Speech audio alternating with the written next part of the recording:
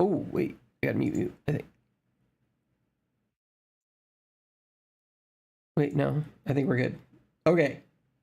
Can everybody hear everybody? Are we good? Sound check, sound check. Testing 1, 2, 3.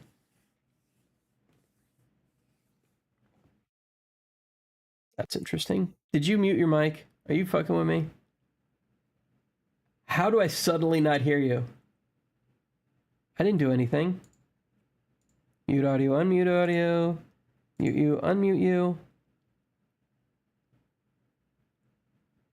I could hear you there. Now I can't hear you at all. What is going on? Oh my god, this is so weird. What if I go into studio mode? Can I hear you now? Can't hear you now. I didn't change anything. Oh my god, my whole system's Oh wait, we're good now, right? What did you do? You fucking troll! Ah! Anyway, welcome to IntoViews episode 5 with the queen of trolls, JadedJewlz, the queen asshole, who scared the living shit out of me. Fuck! God damn it! I got him. Ah, you did get me! Ah, these nuts! Ah! You have no idea how scuffed my stream has been for the past, several weeks. I've been working on everything, and it's been breaking things on a daily basis. And then you pull a stunt like that? Oh, Jesus Christ. Happy birthday. Yeah, happy birthday to Rafa. me. Happy birthday to me. Anyway. Nice cup. Thanks. I bought it from some asshole online. Anyway. Here we are, doing the stream thing. How we are. Finally here. You finally made it. You're looking that way. I'm looking that way. It's fantastic. Oh, man. I don't know. My cam's introverted for some. Normally, my stream, actually, when I chat to you guys, it's actually on this side, not this side. So, maybe, you know, can you drag the window to the center, and then you don't look like I'm talking to your back? Sweet, awesome. Jeez, Christ, newbie. Anyway, I know. It's a gift, really. You deserve that. You deserve all of that. Thank you for the gift of subs, Genesis Core. Since we're so early, I can jump in and say that. I do also want to say, guys, I'm not ignoring you. I love all of you. I do see everything that you're doing. Gifted subs, biddies. I should turn off all my channel points. I'm a scrub. Oh, I don't want no scrub. Scrub is a guy who makes you use all your channel points, and then you don't get anything for it. Because guess what? I didn't. It's disable channel points. Done. Okay. So no channel points because I don't have it enabled on this screen. I don't want to interrupt the interview. But for those who have seen this before, thank you for coming back. For those who have not, welcome to IntoViews. IntoViews is a show about people who are into views. I think the name is actually hella confusing now, and that makes me sad. Yep, but it is what it is. Yep. Maybe I'll unscuff it later at a different time. But right now, I'm just liking where it is. So. We're doing a show about people who stream, and we talk to these people every single day. We're in their streams very often, every week at least. I try and see many of you guys who are here. I try to see you as often as I can. Obviously, I can't see everybody at once. And we get to know each other slowly over time, and in bits and pieces, we pick out parts from their stream where we learn a little bit about their lives. But I wanted this to be one place where we could kind of hey, this is the synopsis of this person. This is who they are, and this is how you can start to get to know them. If they want to say, hey, you want to know more about me, you can reference this episode if they so choose. Clips from this episode are also fantastic, and I do appreciate them. Moderators have the ability to do clips. You guys have the ability to do clips. Feel free to take it. It's only used in promotional material for whoever I'm interviewing. This is a show about JadedJewlz, who I'm sure most of you at this point know. She is a huge supporter of everybody. Even when she herself needed a little support, she was there for everybody. It was crazy. Not crazy in a bad way, crazy in a, wow, how is she keeping all this together kind of way. She's been streaming for what? Since July? How long have you been streaming? Since I think it was not the first week. I think it was the second week of July I started streaming. Yeah, so you've been at it. You haven't even been at it a year, and you're already grown in the esteem and the hearts of all the people around you. I think there's anybody who's ever met you or worked with you or talked with you, had you jump into their stream and tell them that they're a little scuffed here, they've appreciated it. I know I have. Did you guys know that this whole Kermit thing is because of her? It's true. It's true. It's true. I came up with the whole thing. No, I didn't know I was doing it, but apparently I was doing Kermit the Frog on stream, and you picked up on it and said, "Why don't you sing as Kermit the Frog?" And I'm like, I don't even know if I can do a Kermit the Frog voice. And then it's been good. It's been good. But I've noticed you've done that for other people. You walk into their channel, you come up with ideas, you talk to them. You get to know what they're doing. You figure out what works for them, and you definitely give your 2 cents, but you give it in a very good way that I think a lot of people appreciate. I just want to tell you that I appreciate it. Thank you for everything. Yeah, I think it's just good when you go and you get to know people. Say they do something that's it's not the norm, and I like to try and pick up on things that people aren't doing. So like you with the Kermit voice, for instance. I don't know. You just had a hint of the Kermit voice, and I'm like, you know what? You're doing karaoke. Why don't you try doing Kermit during karaoke? I think that would be fucking awesome. And see if you can even pull it off, because singing while doing a voice, it's not fucking easy, as you well know, right? So be something interesting to try. And if it doesn't work, it doesn't work. At the end of the day, you tried it. So yeah, I don't know. It was astonishing to me. So I picked a song I knew very well, and then I just went with it then, and it hit, and it's because you notice this stuff about people, and you bring out the best in others, and along the way, I hope we're bringing out the best in you, and everybody's giving back as much as you're giving. Just want to get that out there right now. You are. I totally agree. You are not a full-time streamer. And whatever time you lend to somebody, that's precious time for you. So it is. Yeah. What is your full-time life like, as much as you're willing to share? So I work a full-time job. I work doing dental. So I'm a dental admin. I work with public 24/7. I always work with people. It's always been like my background has always been customer service based. So I love talking to people. So I do dental admin Monday to Friday, sometimes Saturdays, just kind of depending on what my schedule is. Schedule has just kind of changed within the last little bit. I'm actually doing 40 hours a week now. So I have a full-time job Monday to Friday. And then when I get off of work, I am a full-time mother, and I have a wife too, an awesome person who's also a streamer on here too. His name is Big Biggie. Shout out to Big Biggie. What's going on, man? I'm wearing this. Yeah, shout out to Big Biggie. So I'm a full-time wife and mother, and then the other 10%, I'm a streamer. I do this for fun. So it's an extra hobby for me. I have lots of anxiety and stuff. So I'm kind of introverted in a way that I like going out, but I don't like going out, if that makes sense. Yeah. I would much rather kind of stay home and have experiences. And I love gaming. So it made sense for me to stay home and game, but also kind of get interaction with people. So that's why I started doing it in the first place. But yeah, that's basically like my life outside of here. Is I'm a full-time wife and mom. I work 40 hours a week. So well, you work way more than that. Awesome. Now you got 2 jobs, don't you? Like you're doing. I do. Is that temporary, or is that something you're always going to be doing? Because it's hard to balance all this, like wife, mom, dog mom, job, dog mom, Twitch. I know this is your hobby, but at some point, like, where's the self-care and all this? Is this self-care for you? Oh yeah, 100%. This is like something I do for myself. It's something I do for me. So like when the camera goes on, it's just me and it's just you guys, and I get lots of like satisfaction. It's a feel good thing for me. Yeah. And I really just love it when people come in and they chat with me and they tell me about their day and they tell me what's going on in their lives. Or just talking about shooting the shit. But my self-care is usually like having a bath or like playing video games. I usually play video games with McBiggie. when we do play. Just spending time with my family. That is my self-care. Yeah. I don't really know what else to say to that. Yeah. Yeah. This is also for me the same thing. Like I actually was like, I'm just playing these video games and I'm not doing anything with it. Like I'm just playing the games. Like why not stream it?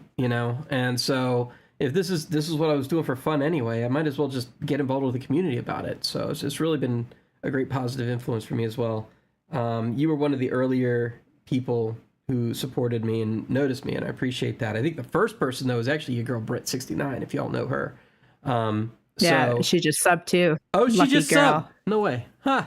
Thank you. You were in my mind. I mean, like this is you, but you were like, you were very helpful. I think that's one of the things I think I've noticed most about you. You say you've got a customer service background, but there's a reason for that. I mean, like you like helping other people. And I do. You notice the best things in other people and help them bring it out. Like I what was the thing the other day, actually? I had this joke that I played on stream. The clip I've now posted online. It's there's this phrase that's been baked into my head. There's like no word for it. It's driving me crazy. There's no like one word for this. If anybody knows this word, let me know. But it's like when you have something that you're proud of, but also extraordinarily ashamed of. Oh. And there's like this shame, overlap. pride, worldwide. Yeah. So I'm like in the middle of like describing this to you, and you just said shame, pride, worldwide. So I said, I'm taking that. Can I have that? And you're like, yeah. And then so I put it's now on a t-shirt. Cause like you have little things that you just drop like that on people's content. And I don't think you get enough credit for that. And I don't know. It's definitely been true for me. I've seen you do it for other people. The instances just don't pop in my head right now. And plus it's not my place to do that for them. Yeah. But it's just like, you're really good at noticing the good in others. And that's a rare talent. I might also add too, I do have a little bit of a marketing background. So there's that as well. I don't know, just like the little things, I don't know, just picking up on little things. It could be something subtle, and then it blows up to something big. For some strange reason, the happy birthday is kind of stuck around, and it's been playing for like the last 2 weeks, but the birthday is stuck around. Yeah, I don't know. I like to see the good in people until they give me a reason not to. Yeah. Yeah. Well, don't look for those reasons. When they do it, they do it. That's a trap I fall into. That's always I'm looking for reasons why somebody's nice to me. You know what I mean? It's like, why? What's your game? What's your shtick? What's your angle? And overanalyzing, yeah. Oftentimes there isn't one. It's just a reflection of myself and my own like disbelief that somebody would actually be that way. So like, I mean, like, that's just, I don't know why I needed to throw that in there, but I think you're a genuine person, so appreciate you. I try to be. What was the first thing that got you to want to do streaming? What put that little kernel in your head? Like, that's not something everybody just jumps in and does. Like, no. Yeah, something had to like go. This is why I'm doing this. To be honest, I kind of watch like the bigger streamers like Ninja and like all of those people. And I'm like, they make it look so effortless, like how, like, and I mean, of course, anytime someone looks at a big streamer, you're like, okay, like what kind of money are they making? Like, let's be honest here, right? What kind of money are they making? How are they making a lifestyle out of doing this, right? So started off with that, watching streamers like that. And then it became okay, let's become a part of Twitch. Let's just watch people doing stuff for the sake of it. And actually, like one of the first people that I actually watched on Twitch was actually Ragnoth. He's actually in the chat right now. Me too. He's pretty early for me. He's watching out for the little, like he's watching out on the lower part of things, looking for the people who need affiliate. Like, like he's picking up on talent as well. Like I don't know if talent's the right, like he's picking up on people who want that. Like he's doing a good job with that. Massive appreciation to you as well, Ragnoth. Like, I appreciate you. Yeah. So, but he was like the first person I actually watched on Twitch, and me and Reggie are actually friends in real life. We've been friends for like as long as me and McBiggy have been together. Yeah, we've been friends for about 13 years now. So, but anyways, he told me before he got into streaming, hey, I'm going to go back into streaming. I did it a little while ago. I'm going to get back into it. And I'm like, okay, cool. I'll support you. I'll come and I'll watch you. So I started watching him and then noticed the type of interactions he was getting with people that were coming in. And I was like, you know what? Like, that's really fucking cool. Yeah. It's really cool to see interaction between streamer and chatter, right? Yeah. And having like the little inside jokes that you have with people, I love that, right? So, and then I said to him, is it hard to start streaming? He says, no, it's not. You just basically have to hit the go live button. And I was like I have apprehensions, I had anxiety, like I'm scared to start streaming. And he said, what do you have to not gain by not streaming? What is it that's not wanting you to do it? Why? Right? Like, and I'm like, is it just my own personal thing? I don't think people will like me. Maybe. Because like growing up, I was always like this black sheep. Like I didn't have many friends growing up. I was always the loner. People didn't like my personality. So it was like, are people going to like me for me? People didn't like you. No. I was not a popular person in high school. It's not a person in school at all, actually. Me too. But what I don't get about you is you're so empathetic, I guess is the word for it. Like you're too in tune for me to understand how people could not actually like you. Like why do you think you feel that way? I don't know. I just not like everybody else. I'm different, right? I don't do what everybody else does, right? I don't fit the mold of everybody else. So like, say for instance, like in my job, my normal day to day, I'm not this person that you guys see on stream. I am a very business oriented person. I'm a very I'm very happy and very go lucky, but it's about business. I'm at work, right? It's very like corporate business type relationship.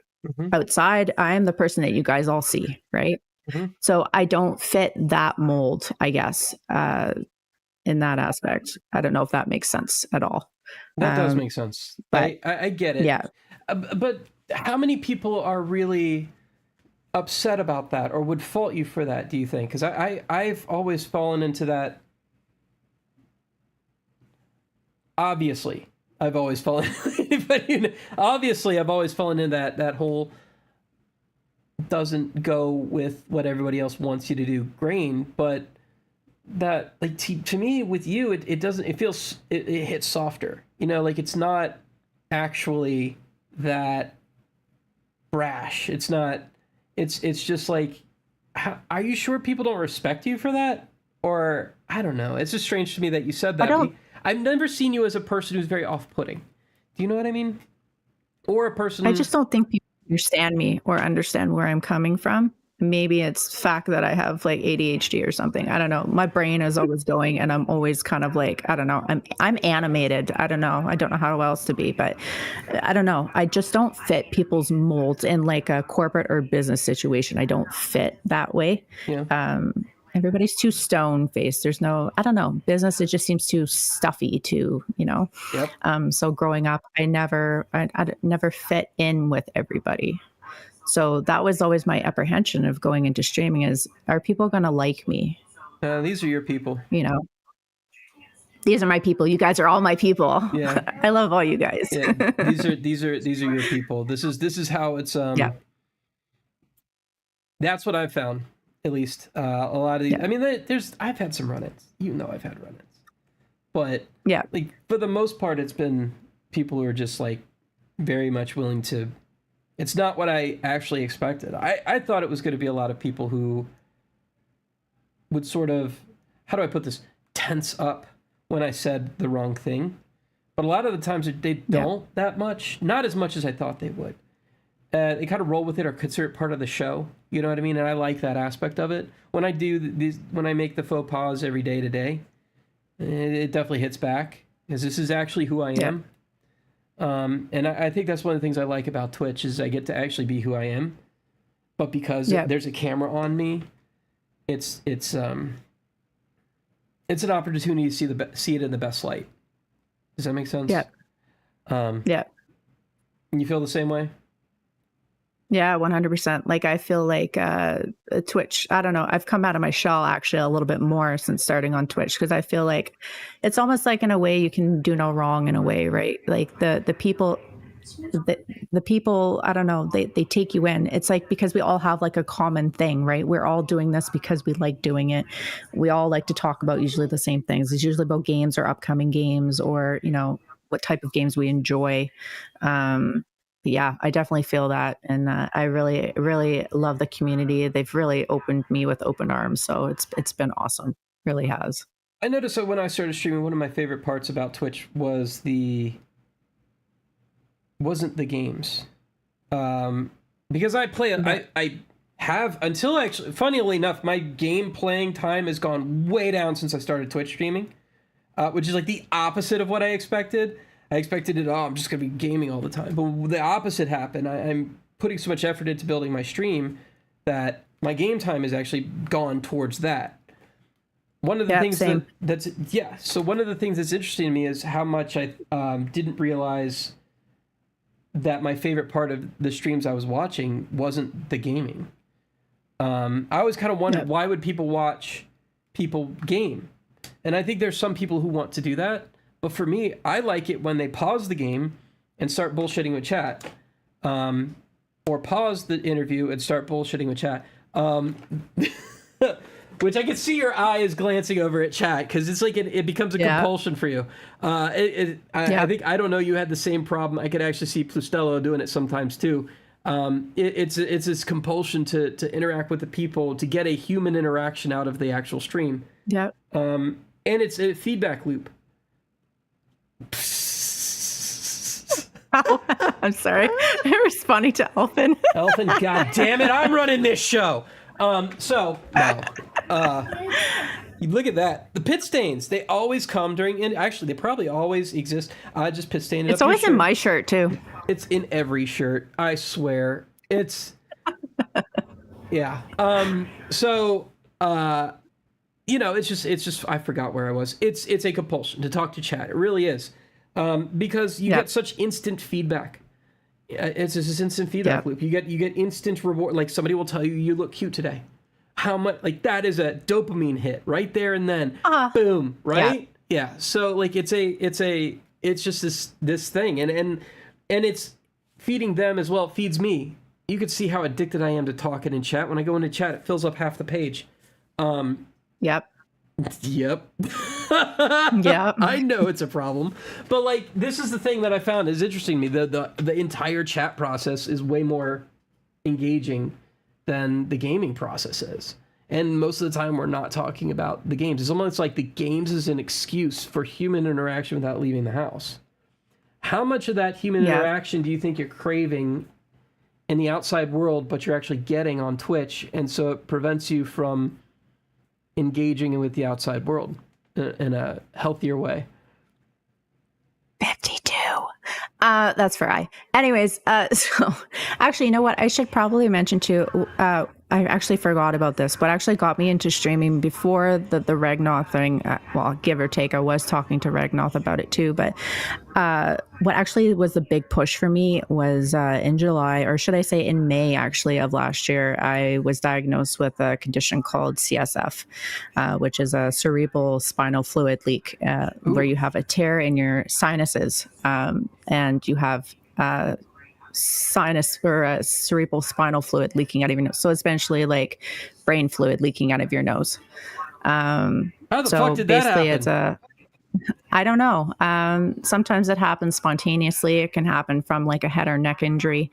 It's more common in women over 30. Does that lead to? I don't know why. Does that lead to other complications such as an infection on the what's it called? Is it no, not meningitis. What is it? Yep. It's meningitis. It is. So does it lead to that? Like, there's potential? Like, no. Okay. It can potentially, if it becomes infected, you could develop meningitis. So basically, I was put on bed rest essentially until I got better.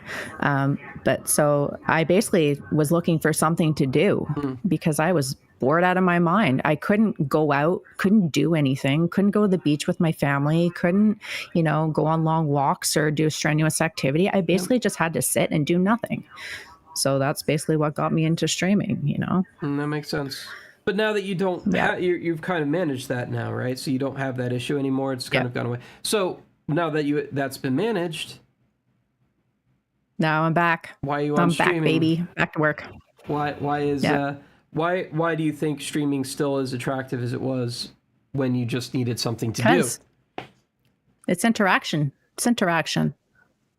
And again, it comes back to the interaction I get with people. I don't get the same interaction I get at my job. Right. Yes, it's a feel-good thing to help people day in, day out at my job, but it's a different type of feel-good thing to talk to people who are all like-minded and all have same common interests and goals, right? Yeah. Don't get that, right? So I really enjoy it. It's me, right? I get to be me. So yeah. Yeah, I get that. But yeah. But at the same time, isn't there use out there playing Dungeons and Dragons, for instance? Why do you think the use you're finding most in common with yourself are so distributed across the globe?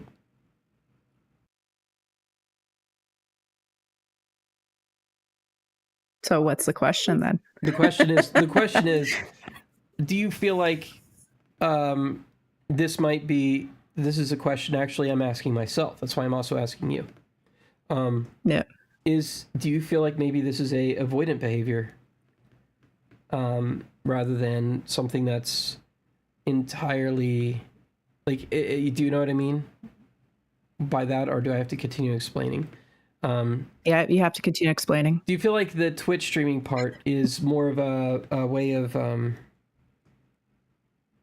safer way to interact with humans than finding people who are blood and bone right in front of you? And that in and of itself is a bit of an avoidant behavior. I'm starting to wonder that myself. That's why if you don't, that's okay. I'm just wondering, is this something that is 100% healthy and you just like it? Or do you think that maybe there's an ounce of avoidance in Twitch streaming? Oh, I think so. I guess it depends on the type of person you are. When I first started streaming, it was like a drug. It felt like a drug. I had to continue doing it. I had to see people in chat. It was like a high for me.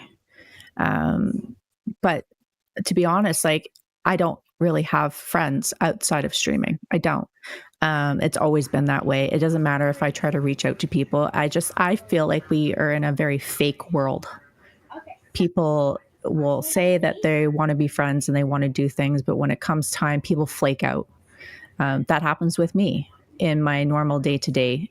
And you know what? It just becomes to the point where I just get tired of doing or trying. Yeah. So I'm just saying, you know what? Let's try something else. So this is how I get to talk to people and, associate and get that interaction that I need with people. So I would say, no, I would not. Like I said, it depends on the person and what you get out of streaming. Now for me, I can go 3 days a week and just stream 3 days a week. I took a long break right before Christmas and kind of evaluated what I wanted from Twitch and what I wanted from continuing to do this. Is this going to be something that's going to continuously tire me? Because at the end of the day, I work a full-time job. I have a family. So where does that leave room for streaming, right? Mm-hmm. You got to do clips. They got to go up on socials. You got to have your social media presence. You got to network. You got to go into people's streams. You got to continuously doing the everything, right? Mm-hmm. Is this something that I want to continue doing? Because it's exhausting. It can be exhausting if you're putting all your eggs in one basket, and that's something that I don't recommend to anybody. My best recommendation is, if you're going to support people, pick a certain amount of people that you're going to support no matter what, right? And the extra people that you support, it's extra support, right? like say people like you, people like that I support, Blizz, JD, Scorpio when she's on, Brit when I'm able to catch her. It's all a matter of timing for me. Having a list of those many people you're going to support no matter what, and the rest is after that. Then you're not outsourcing yourself, right? I'd say probably about 20 people. Yes, and I've noticed. So here's the thing. I've hit my quota. I want to support everybody. Like it's just like, yep. If I don't hate you, I want to be there. But like I feel this urge to, but I can't anymore. And yep. I feel like by not doing that, I'm hurting them instead of, like, you know what I mean? Like I think most people are a lot more understanding than what you think, right? If you're a streamer, you know the grind, right? Yeah. You know the grind. Ash, you guys know the grind, so you know what comes with streaming. Not everybody can't be everywhere at any one time. It's not physically possible, right?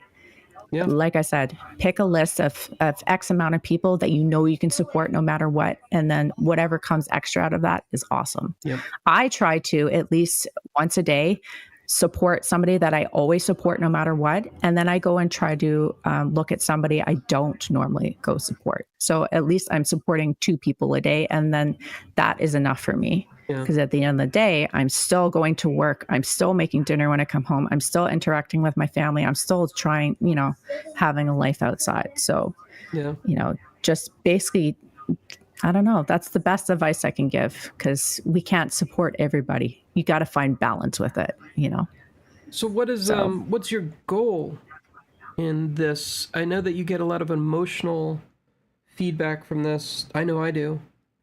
You get a lot of sense of community, and you get a pride in fostering that community. I gotta say, I'm very impressed. I love community. I hated it. I hated the idea of community. I did. I love community. Until I started doing this, and then it's just like, uh-oh. To me, it was more like an uh-oh moment. It was kind of like, it's kind of, even when I still think about it, it's like this panic, I should run away kind of feeling. But it's not the same as you, where you just love community and stuff. For me, it's a, oh boy, I'm losing my independence because I care too much kind of feeling. And which I'm not gonna act on. But it's kind of like, I didn't realize I would care that much. I didn't realize I would give that many shits. Does that make sense? Yeah, 100%. Did it hit you that hard? Like, when you kind of realized? Because I mean, you just came in. It was just like Reggie, and it was McBiggie probably. I think he was already streaming, right? No, he streamed after I started. Oh, he streamed after you started. I thought he streamed before you started. Okay. No, we streamed around the same time, but I think he started streaming. I think it was like a week or so after I started. Okay. But yeah. The biggest thing for me, I think, was realizing I can't keep up with all these damn Discords. I can't. It's just not physically possible. I can't. Yeah. So and then I hit affiliate. This will just be the one Discord you have to pay attention to, and then there's like 20 of those one Discords you have to pay attention to. It's like, how many networks can there possibly be? Like, I'm in every single one, so it's like you might as well just be an individual. Oh, whatever. Yeah. But you know what? I think for anybody starting out, to get involved in a couple of Discords is not a bad idea. Helps get the word out about you as a streamer, get to know other streamers. I think it's a great tool to begin with. Once I hit affiliate and I was like, you know what? I can't fucking manage all these Discords. It's too fucking much. I'm still a part of them. I just don't participate in them anymore. Very rarely will you see me pop into a Discord. I just don't have time for it.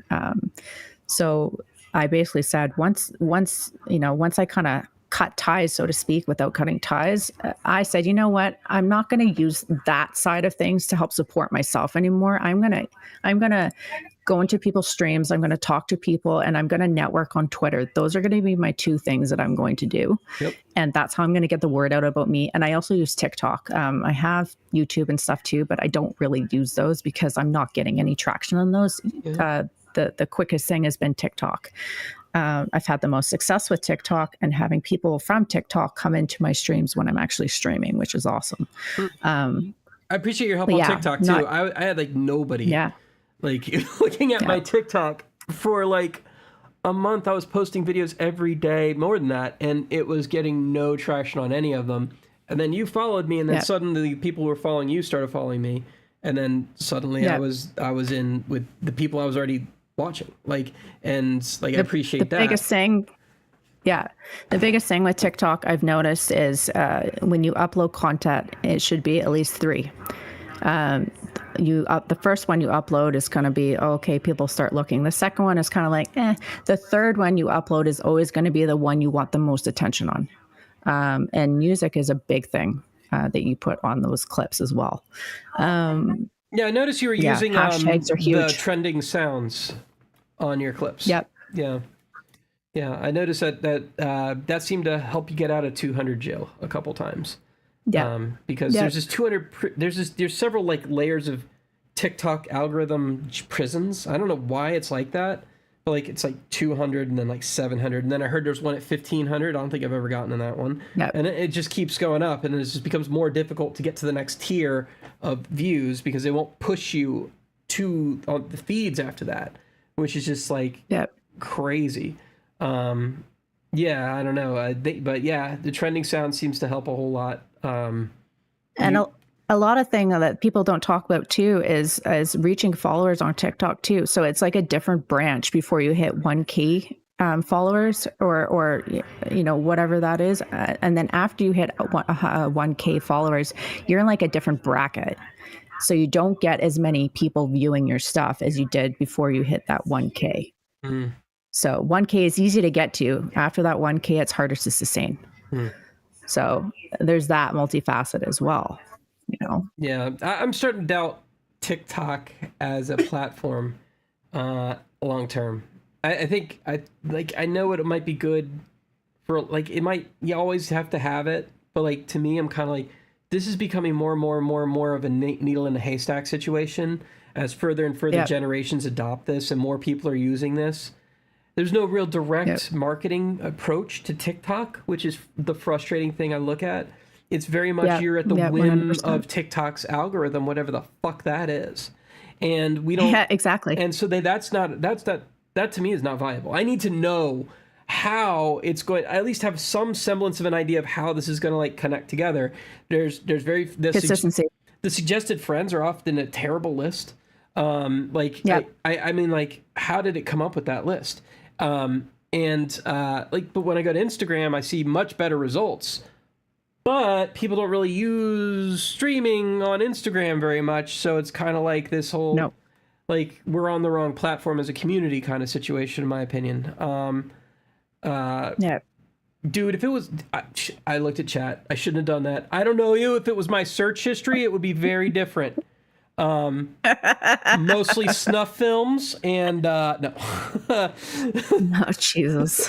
Why is Live Leak always suggested on my Oh, Jesus Christ. Yep, I had to do that on your IntoViews. But I would expect nothing less, so Well, you're kind of a troll too. Like, let's be real here. Like, part of your charm, 100%. You're kind of a troll. I mean, but like, it's not a mean troll. It's a very like it's very joshing troll. Like you've been known to, like, when I first logged on to here, for instance, madam, for those of you who weren't here, she muted her mic and started talking.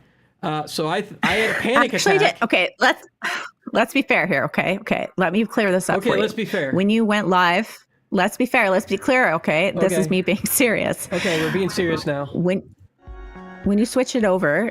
For some strange reason, I was muted. I didn't actually know I was muted until I looked down and there was like it said unmute for some strange reason. I didn't click anything. I didn't touch anything, but it said unmute. And I was like, what the, why isn't it coming through? It was working 2 seconds ago before we actually switched the scene, right? I don't know why, but I was like, okay, well, let's unmute this shit. He can't hear me. Does this work now? And then you're like, you fucking troll. I thought it was intentional. I'm a troll. Oh, see, you shouldn't have told anybody, but thank you for the honesty. Because I was But like, I was like, we were just talking 2 seconds ago. Like nothing changed on my end, and then all of a sudden I flip the scene and it doesn't work, and I'm like, how did that happen? Like it's so funny. Yeah. When it comes to stream, I would have done that. I thought you were. Yeah, when it comes to stream itself, I don't fuck around. That to me is, if your stream is not going well, I'm going to tell you because I feel like you should know, right? Yeah. You're not going to fix it unless somebody tells you. Yep. And I just feel like that's. Do you have no idea how many times I've popped into somebody's stream? Like especially people who've gotten like 100 views going on, and I've been like, hey, did you know that this was going on? And they'll be like, how long has that been going on? Why did none of you tell me that? And they said, well, we thought it was funny that you didn't notice. And it's just like, bro, really? No, like they are so funny. appreciative, and they remember that. They're like, this guy's looking out for me. This chick is looking out for me. People remember that. Like guys, literally, if you're in somebody else's stream and something seems unintentionally scuffed, not like a hey I couldn't fix this right now thing, but like tell them, like even then, like just tell them, like just say, hey, did you know this is going on? They'll go, yeah. Like they will appreciate that. And if they don't appreciate it, they're assholes. Move on to the next stream, because like this is how we get better. Like this is how we get better as a community. This is what we do for each other. We are all streamers. We are not just viewers. We have to. Not all of us. Obviously, there's probably some just viewers. Maybe here, I don't know. Is anybody in chat actually just view? Like, is there a just viewer in chat, or are we all streamers? Or are we all streaming? I think it's. I think the majority of people that watch are streamers. Yeah, and you know what's funny is like when I first started Twitch, like 2013, I joined. 2013, my Twitch account joined. It's confusing. I don't really remember the history. All I know is that I had a Justin TV account, and then I had some weird transfer issue that I don't remember what. I had to rename my account because of that. And I did, and 2013 is the age of my account. Jeez. Almost nobody, almost nobody was a streamer. They were all watchers. They all watched Hearthstone. They all watched League of Legends. They all watched. It was a voyeuristic thing. Now it's a totally different community. It's totally different. Everybody has a camera. Everybody has some sort of microphone. It's actually funny to me when I see somebody without a camera. I'm like, how did that happen? Like, you can you can get an old ass camera and just hook it up. It's PlayStation. You can get one at the thrift store at this point. Like literally, like these are everywhere. Start with something. Get a camera. It's more accessible now. Yeah. And like you can get a camera. Like you can find a camera. Like get a camera. It's just one of those things where I'm just really. I'm really impressed by how many people are now just streaming. They just are. They're streaming. Yep. You know what I mean? And I think, just becomes harder now. It's so accessible, right? Everybody can do it. So like, it's a matter of finding what sets you apart from everybody else, right? What's different about you that makes people want to watch? I think that's the hardest thing now about streaming. Yeah. For you, it's maybe yours is like Kermit. Yours is doing Kermit with karaoke. Yours is puppets. I mentioned to you, get different voices going on. Doesn't necessarily need to be karaoke, but just getting different puppets and trying different voices and seeing if that works for you. It's something different that not everybody is doing. Anybody can do karaoke. Anybody can play a game. What sets you apart? Mine is masks, because it's funny, So how did you choose which mask go with which song? Honestly, I don't. I have a bucket. I'll show you. Yeah. A bucket of heads. A bucket of masks. Yeah. And it's a matter of what one do I pick up. What do I pick up? That's the one that I use. Do you have the stream open right now? Do you have the actual stream to this open? No. Right? No? Can you open it in a separate tab? I'm gonna play a song and we're gonna dance together. Because I got a mask just for you. Oh, you did? I did. I got a mask just for you. Oh, I don't know if this will fit over my head. So I want you to get. I actually already look like this particular mask. Did you know? Did you know I was bald? Wait, did you know I was bald? Did you, like, deadass, did you know I was bald? Yes. Yeah? Okay, good. All right. But yeah, I actually look like this actual fucking mask already, so It fits very well. Hold on one sec.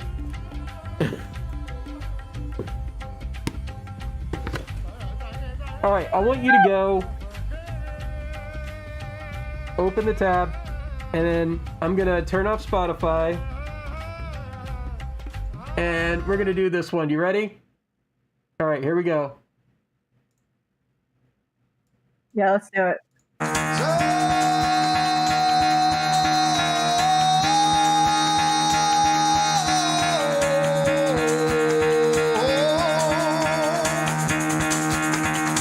Get the fuck out of bed, bitch, go.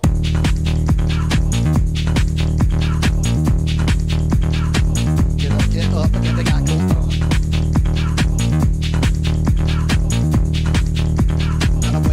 Time to wake up, bitch, get up.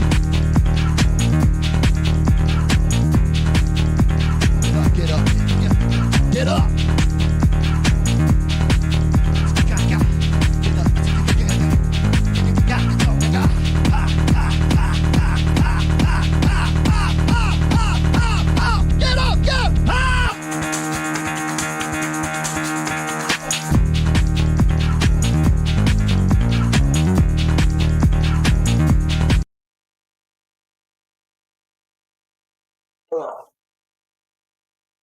So let's go. What I noticed is that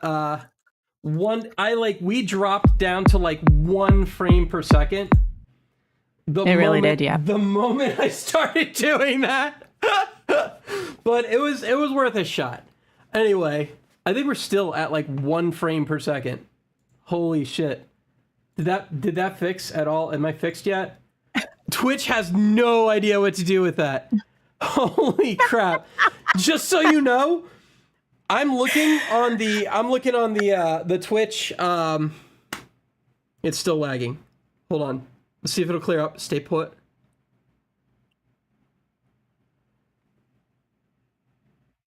Okay, just to be clear, this is not my fault. Twitch on the old what's it called? The Twitch, what's it called thingy? What's that fucking thing called? Stream Together? Smooth.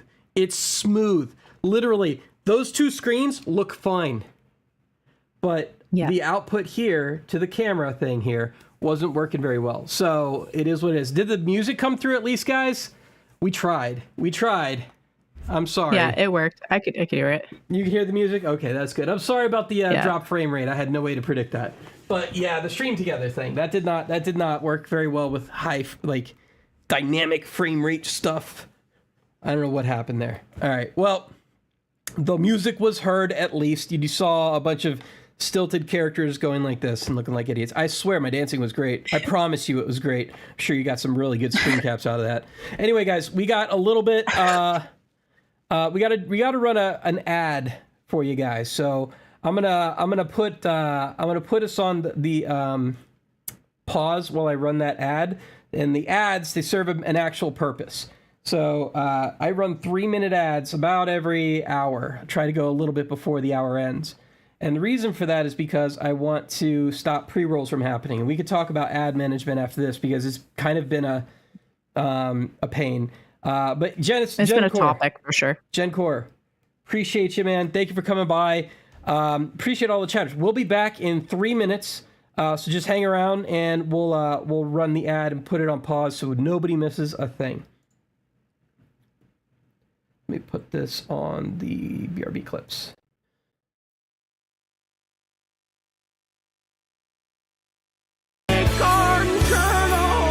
Everything is alive. Maybe. We live in a simulation. I know this for real. One time I took some mescaline with a guy who was in Vegas. It was crazy. We woke up the next day. We were surrounded I see now. by 'Cause bats. I'm on your thing now, and it's actually showing Why? There were IntoViews. bats in fucking Las Vegas. Yeah. Leave us kids alone. No. All in all, you're No, just that's another brick in the wall. Can you hear me? Can you hear me? All in all, Yeah, you're can you just hear me? Yeah, another hear me. brick in the wall.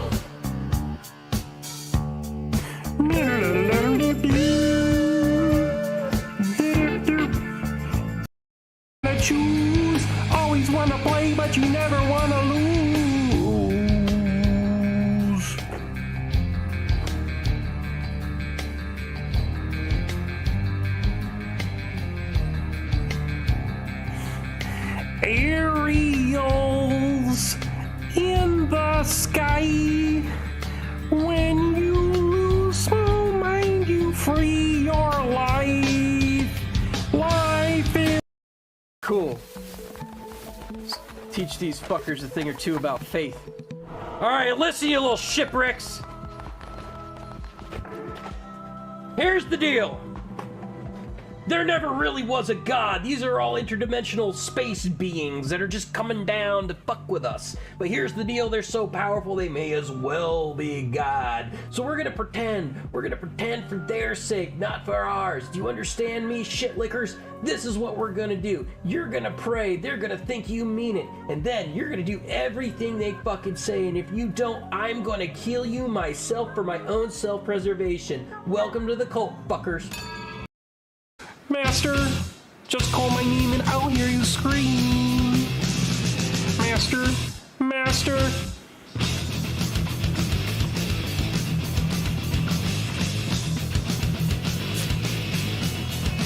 Penis! Penis, oh yes. Me like penis, me like cookie, me like all of it. Remember when Cookie Monster? Remember Cookie Monster? He's not Cookie Monster anymore. Cookie.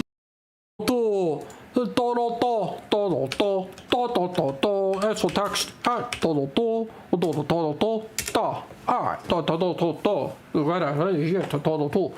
things are really run.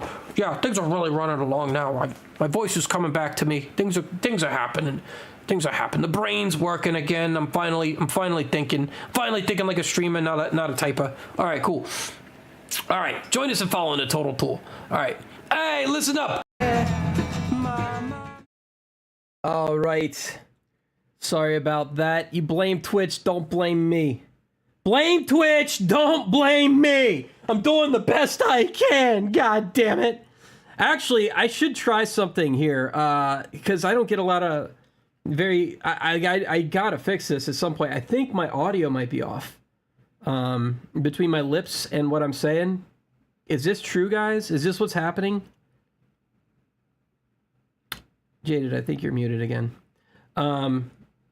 You are totally muted. It's not me. Every time you mute me, it mutes me for some. Like when you take me off on mute, I'm still muted for some strange reason. Anyways, that's probably because might be. Let's try that actually. Let's see. Does that actually happen? If I hit mute on you. Okay, now I'm gonna unmute you. Are you still muted? Okay, that's probably because they don't want me to be able to unmute you when you're in the middle of something. I think it's probably a double. Yeah, I might let off a loud fart or something, you know. So what I probably should do is just mute audio here instead of that, and then when I unmute audio here, then okay, that probably works. So say something. Yep, that worked. Okay. Hi. Hey, how's it going? My voice does match my face. Okay, we're good. My voice matches your face. Her face and voice don't match. I know. What? Okay, that makes sense. Okay. Hold on.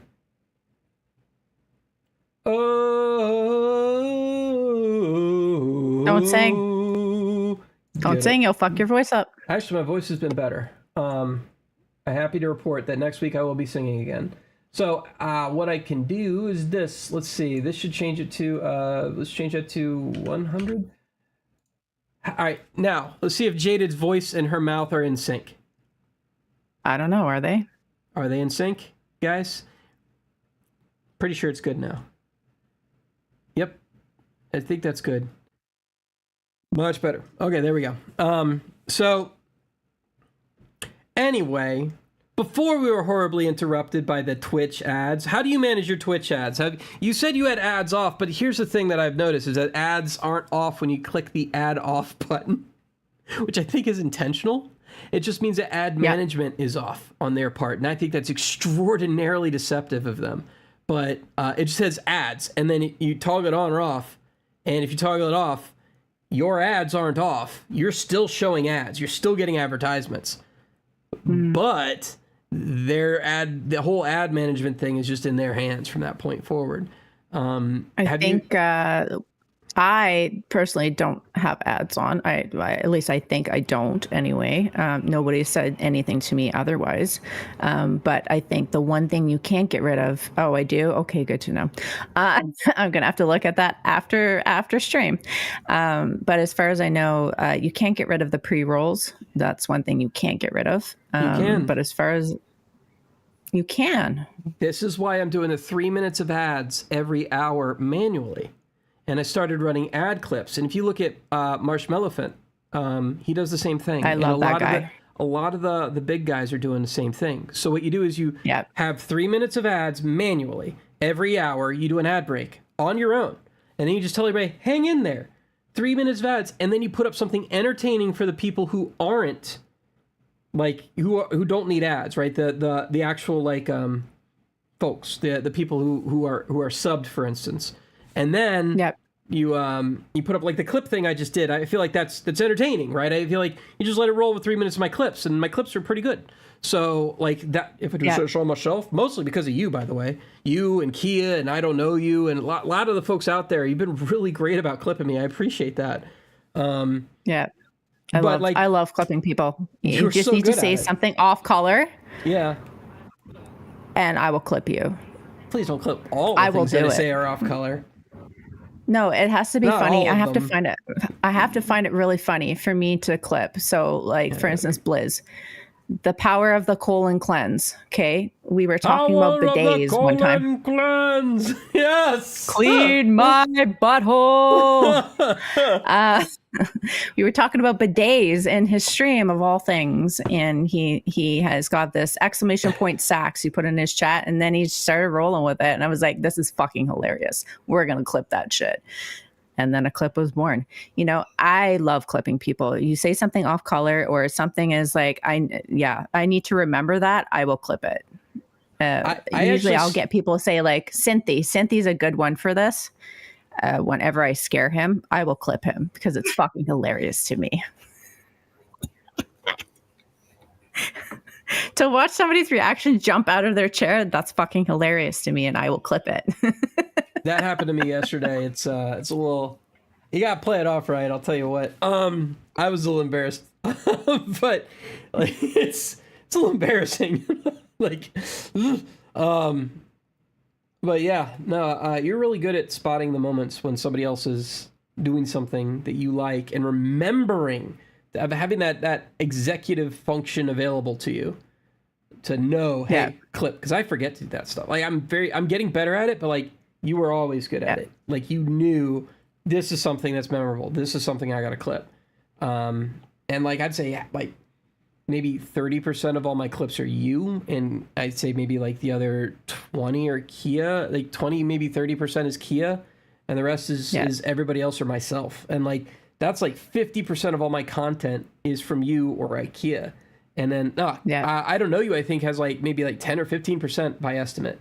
Like I appreciate you guys who do that for me. I really do. I appreciate it too, because like when people come in and they clip me, I turn around and I make those and I turn those into TikToks. Yep. And if it wasn't for people making clips, I would be spending hours upon hours going through VODs and trying to make clips that way, which is very time consuming, as we all know. So really without the community to like help backing the streamer, you guys really do help. So thank you guys. You guys are awesome. Appreciate it. I actually just started using WiseBot. And I was confused when I said I was screwing with stuff today.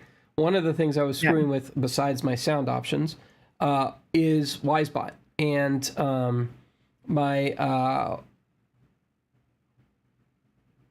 something's wrong. Oh my fucking god! I just got screwed up by your background so bad.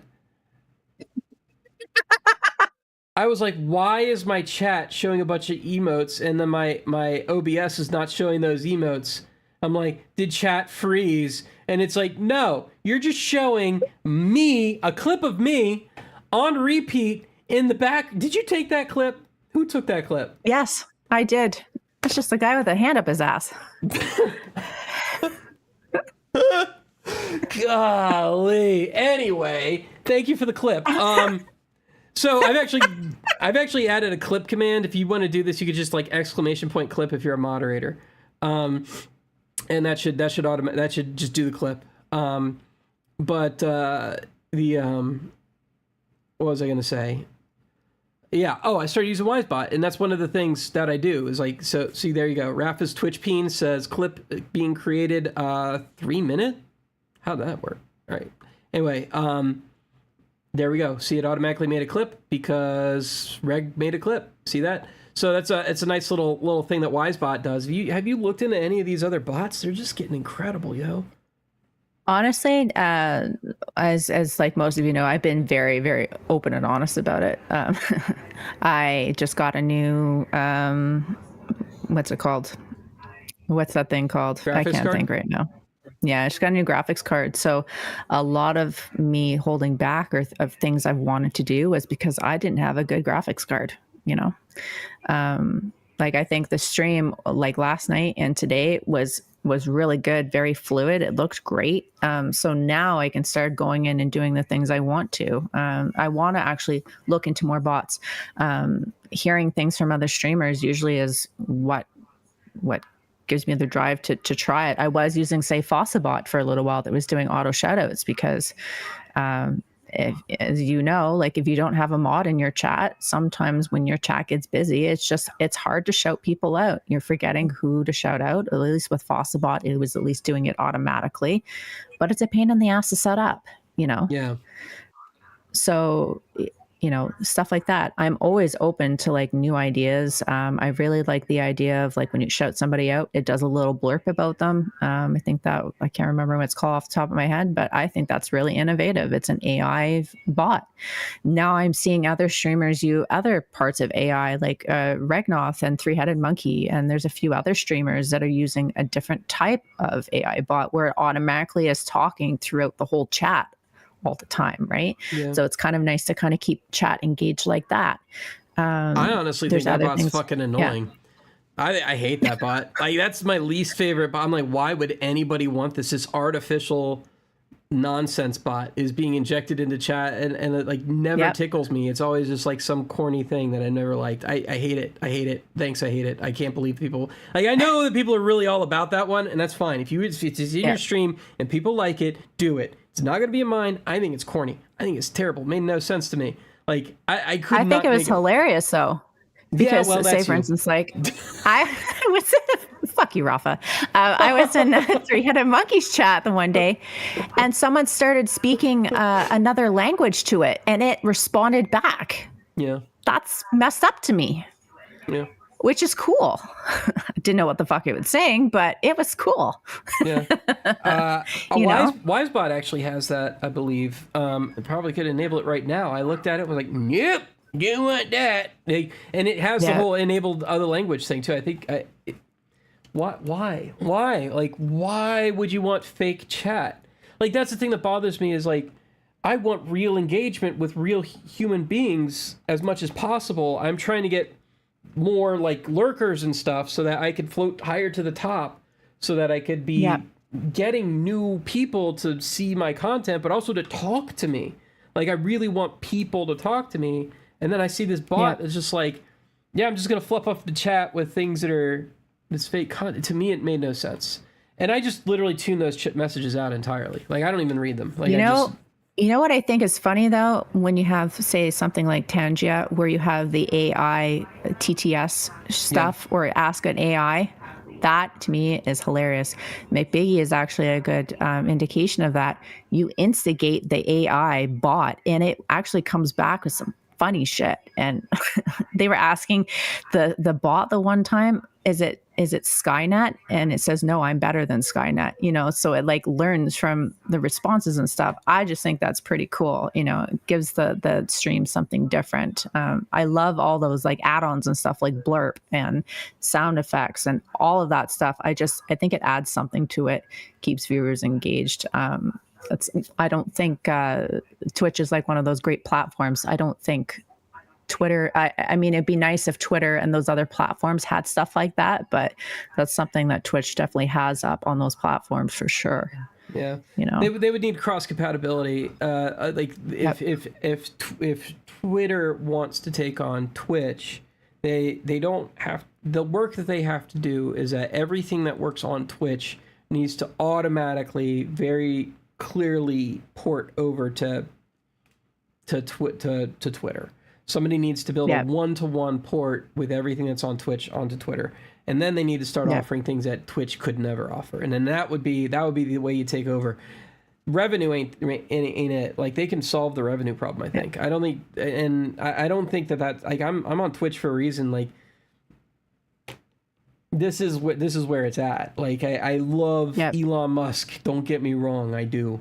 We know you do. But he has a lot of work to do if he's going to catch up to you know, like, there's got to be some other hook other than just the streaming itself.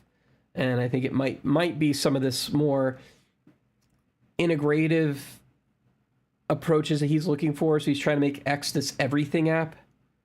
And if that works in like 6 years, then maybe they'll have a chance against Twitch. But the next 6 years, I think Twitch has got it on lock. So I honestly think if anybody can do it, it would be Elon Musk. The amount of resources this man has at his disposal is ridiculous. It's not only the amount of resources, money. He takes risks that other companies aren't willing to take. And he's willing to fail. He fails all the damn time. And people get on his nuts about it. It's like, oh, you tried to build underground like mining tunnels. It's like, well, it's worth a shot, you know? And they're like, oh, no, it wasn't. But everybody was about it when he was building it. And then all of a sudden they weren't when it failed. It's just like, shut up. I just realized this is highly, highly distracting, so we're just gonna change this out. What is? Oh, the background. Yeah. The background. Yeah. Yeah. What about mine? Is it highly, highly distracting? Should I not do this during IntoViews? It was fine. The other thing, and you're like, no, this is. I didn't even realize you had my clip playing on repeat and loop the entire time. The entire time. It's advertisement. I'll take it. So. But anywho, you gotta get clout where you can get it, right? Exactly. Speaking of clout, what you want to do this full time? Like, this is where you want to go. How long do you think that'll take you? The end goal. Yeah, it's probably going to for any streamer to get big is usually a couple years. There's no such thing as end goals. It's next goals. It's your next goal is to do that. Is to get a partner. I remember we had not even necessarily a partner, because if you look at, say, like streamers like, say, Asmongold, he's not a partner. You know, they would never make him a partner because of the shit he does, you know, or the shit that he says, right? I don't even think it's necessary. You don't even need to become partner to make a living off of Twitch. You don't need to. I think my next goal is to get to 1,000 followers. I'm almost at 600 now, so that's my goal, is to get to 1,000 followers. To make the stream better. With new graphics card and everything, now I can start working on things I'd like to for the stream. It's always a constant upgrade. It's always thinking, what is the next thing? What is the next thing? That's always the next goal, right? So, 1,000 followers is the next big goal. And then after that, I'll reevaluate as to what my next big goal is. But ultimately, it usually takes a couple of years to become big. Being consistent, posting on socials, it takes a long time. It's not an overnight thing. And I think people usually stop streaming after X amount of time because they're not getting the results they want. Consistency and persistence are the key to anything in life, really. Yeah. I don't know of anybody who goes to the gym after one time and is like, damn, I have a 6-pack, unless you have an extremely fast metabolism and you're a fucking robot. Like, that shit just doesn't fucking happen, Yep. So, do I think I'll make partner? Probably not, because I don't fit the mold, so to speak. And God knows how many copyright, warnings I've gotten, not actual strikes, but warnings, You've gotten copyright warnings? Or do you mean because getting muted is not a big deal? That's what I learned. That's why I do, I feel comfortable with the karaoke stuff. I get warnings all the time, but they just mute the audio.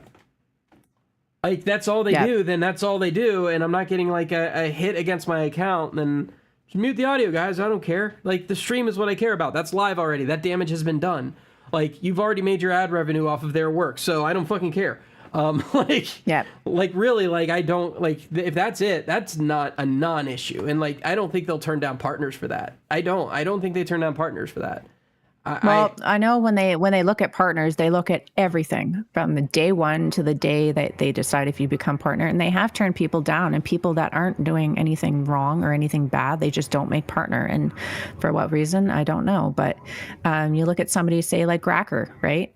Gracker's an amazing streamer. He's very interactive with his community, very interactive with his chat. He plays friggin' rigged marbles all the time, you know, can't say anything bad about the guy. He's on the partner climb. It's a long fucking haul. Marbles is pay to win. Pay to win. Pay to win marbles. I swear. Every time I go into that every time. I never win at that game. It's fucking rigged. I won if I go into somebody else's chat, I win. As soon as I paid for a marble, I got like top 5 every time. Marbles is pay to win, secretly pay to win. Anyway, there's like a little marginal like advantage you get, and it's just enough. Anyway, go ahead. I think it's rigged personally. The moment he mentions me and he's like, "Oh, look at Jaded," and I'm like, "Don't fucking say it." The moment he says it, I fucking lose it. Don't talk about me. Don't do it. Yes. But yeah, so Grackers was going for partner. Did he not make it? Like, did they turn him down? He hasn't made it yet. No, he hasn't made it yet. I think average it's 75 a matter of viewers to get considered. Like, yeah. A lot of people just wanted it for the rev stream.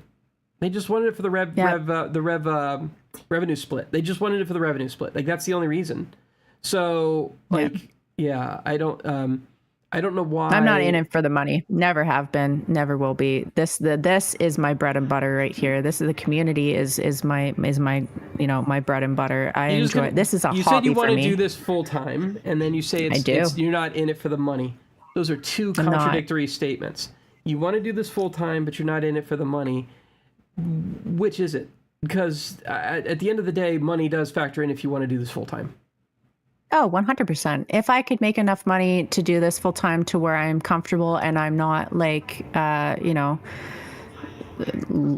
I don't know, I guess, not suffering, like I'm able to make my mortgage and everything every month. And, I'm able to still do the things that I normally without having to work. Fuck yeah, absolutely. Sign me up. But is that my main goal? Absolutely not. If I could get revenue out of it, great. That's great. But is it the main goal? No. Because to me, like money is here and it's gone, right? It's just fucking money, right? It's the same thing when people say, "Oh, I'm never having kids so I can afford it." Well, let's fucking face it, guys. If you were waiting until you were fucking rich to have kids, most of us would never have kids. It's just bottom line. It's just the way the world works. We adjust and we adapt, right? So to me, money is not and has never been an object, It's great. It's a great tool, but it's not the end all be all. For me, anyway. Ladies out there are looking to have a baby. I'm 41 years old and starting to think maybe I should have done that. So, but still, oh boy, gotta keep my legacy going. Well, I got a vasectomy. I'm snipped, so yeah, I'm snipped. But I also froze my sperm, so. Anyway, that's another story. This is your stream. But whoa, let's learn stuff about Rafa today, guys. No, I get cream pie all day, but you're not gonna get any nanners in your. I don't know what that means, but basically, I can. Whoa. Yeah, that's a little gross. All right, sorry, Jaded. Anyway, you got nothing to worry. You don't even have to be on hormones. What? Holy shit, dude. Not you. Holy shit. I'm advertised. This is all right. I'm using your. Hi.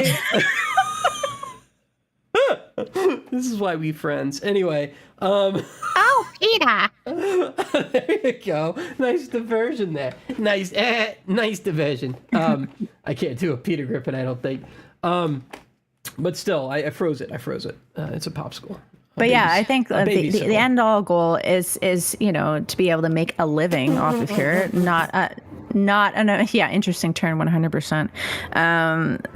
It's to make a living, but I don't want to fucking be like someone like Ninja who fucking makes millions of dollars. I just want to be able to create. Well, I mean, come on. That's not realistic for somebody like me. Why not? This is I don't what know. I hate this. People do this to themselves all the time. People do I just this. don't see myself going there, Rafa. I don't. Okay, You know, that's like we were fine, talking but about. I just want to be clear is that like everybody who says that doesn't. But at least No, a portion of I'm the people never- who say I can do, right? And like that's I will the never thing. limit myself. I'm just being realistic. You know, I'm realistic in the sense that maybe it will happen, maybe it won't. More times out of 10, it probably won't because, you know, I'm realistic like that. If it happens, great. If it doesn't, whatever. You know, I tried. Yeah. I'm realistic that way, you know.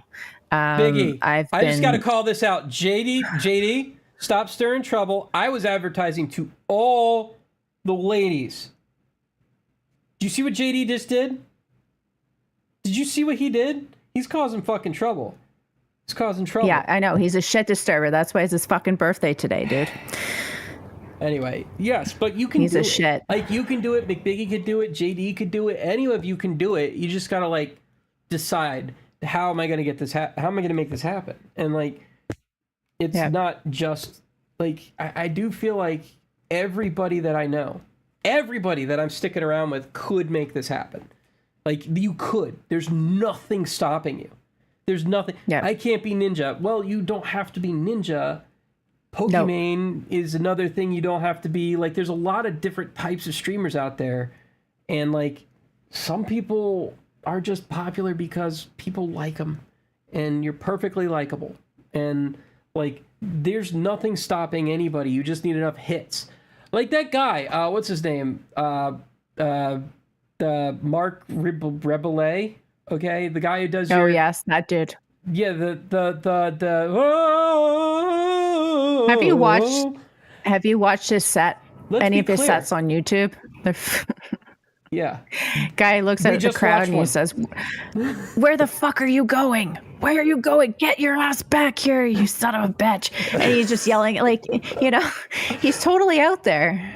But like, But it works for him. what's stopping you from doing stuff like that? No, Not necessarily I that don't know. particular thing. Nothing's stopping it. It's just like, how far are you willing to go? Right? Oh, I'm And, going like, to keep going. I'm going to keep grinding and, you know, one step at a time. But, that's it. And like, that's the it's one key is step at a time. like, I Yeah. guarantee you he didn't start out with a microphone in his hand in a bathrobe. Like, this was a guy who figured out who he was over time. And like, I don't think anybody in here, if they wanted to make a lot more money than they are right now on Twitch, couldn't do it. Like, I don't like to associate with fluff, you know what I mean? And like, I want to sound like a schmuck, but like, that's the truth. Is like, I feel like none of you are fluff. You're not fluffy streamers. And I've seen fluffy streamers and they're boring. And I tend to stop watching them, right? And like, if I'm coming into your channel, it's because you ain't fluff. You know, there's something there. So, I mean, that's just from my opinion. That's not that I am the arbiter of what is and what isn't. I'm just saying that's my personal view. Like, I think you got something. My thing is, if I come into your channel and I start talking to you and you don't respond to me, I give you 5 minutes. And if you haven't responded to me, then I leave. Unless you're fighting a boss. Well, obviously you kind of take the stream in, but honestly, if I talk to you and you're not responding to me within 5 minutes, then I leave. Yeah. I'll usually try and get your attention if you're not paying attention to me. And if you're still not paying attention to me, I leave because my time is valuable and I would rather spend it on somebody who actually wants to talk with me, you know? I actually sometimes That's feel why like I'm always looking at chat. I'm always know. looking at chat. I can see everybody chatting and I want to respond to you so bad, but we'll wait till comment section for that. Well, we'll work on that. I got an idea. I just need to flesh it out. So, anyway, it is hard to have a one-on-one conversation and give another human being your full attention and like actually be an active listener and read every single person in chat as they're flooding the chat channel with things to say. Like, it's an unfortunate part of this format. Normally when you do these kind of things, it's a podcast and you sit there and it's just like you and a microphone and another human being and you're recording something that goes on audio and it's recorded and you post it later, right? And this is totally different. This is like, you're right. There needs to be something interactive about this stream, and I get it. But I also don't want you to be interrupted, which is why I turned off all the channel points and that kind of thing. It's not. Yep. That's not the purpose of this, right? And it doesn't translate well when I do make it an actual audio podcast stream. But this is important to me, this content, because people need to know who you are. I think that's really important to me. I don't know if you've ever been in my stream, but I live off chaos. I love when you guys spam channel points. I love them as much as maybe like, oh my God, you guys, but I love it. I feed off of your guys' energy. And when you guys are spamming the chat, or if it's for dances or whatever it is, I love that, because I feel like, you know, it's a good interaction. So it's really weird to me when I go into somebody's channel and they have like 4 channel point redeems and they've been streaming for a while, and it's like, oh, they'll have like 6 or 8 one day, and then they'll have like 4, and they just keep making them more expensive, and it's like their viewer count hasn't gone up at all. It's like, why do you, like, what are you trying to accomplish here? Like, what is like, the channel points are like, did you not look at what other people are doing that are succeeding? Like, you need to have channel points. I have spent most of my time with channel points reducing them. I have reduced channel points. I put them up at something that was too high to begin with. It's like, oh, this will be used all the time. Never got used. I'm like, oh, I better reduce it. I'm going to reduce it again. I want my channel points to be used even more. I've just not looked at it in a hot minute. But like, yeah, I mean, like really, like I've seen people starting to put like 1 point channel point redeems, and it plays like a 3-second sound. Like, but they put it on like a 2-minute cooldown. That's fine. Like, do that. Like, you want sounds to happen. You want noises to happen. You want people to be able to do the thing when the thing happens. Like, here's a ha-ha button. Boom, make a ha-ha button. You can only do it once every 3 minutes. But when they fail, when you die, they go, ha-ha. Like, that's a funny thing to do. And now you're the one who actually did that. You're right. You're right. I think the only time I ever put a cooldown or anything on a channel point was TTS. Because I've actually taken it off now, just because it literally was getting spammed, and it was like the same thing would that do you're talking about. And it was the word that I hate more in the entire world, and someone kept spamming it. I'm like, okay, I'm gonna put a timer on this, and it's not gonna be fun. Is it pudding or moist? Oh, shut up! It's the second one. Fucking hate that word. I'm glad it wasn't the C word. Anyway, but that's the one that most women hate the most. I don't, because you know what? It really depends on what part of the world you're in. It's a term of endearment. If you're in the UK or in say like Australia, it's actually not a bad term. But here we've classed it as a different term, right? So I don't like it. Depending on what context you're using it, right? Obviously. But yeah, no, the whole channel point thing, I just feel like you guys are there to use your points. Let's fucking make it fun. Fucking use them. I don't care. Like that, I'm here for your guys' entertainment. And my slogan has always been the same from day one. If I can make you laugh, if I can make you smile, if I can make you enjoy, coming in, anything like that, I've done my job. Right. Done my job for the day. It's a feel good thing for me. I like making people feel good. So that's my slogan. It always have been and always will be. I think staying humble is the most important part, So yeah, I agree, JD. My armpits are also moist, very moist. Look how moist those armpits are. Oh my God, they're so moist. It's like a swamp in there, just a moist swamp. I did wear deodorant. I don't know what the fuck the deal is.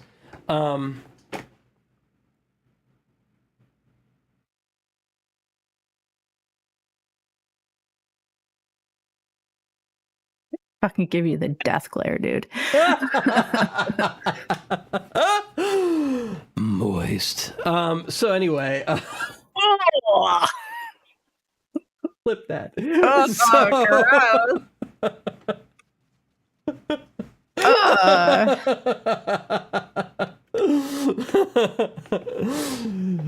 I like how you moistened your lips after I said moist.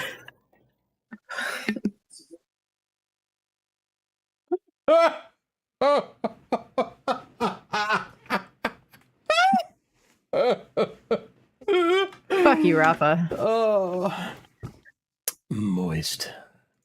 Ew. So anyway, Gross. you're gross. So I think it's time we kind of open it up to chat.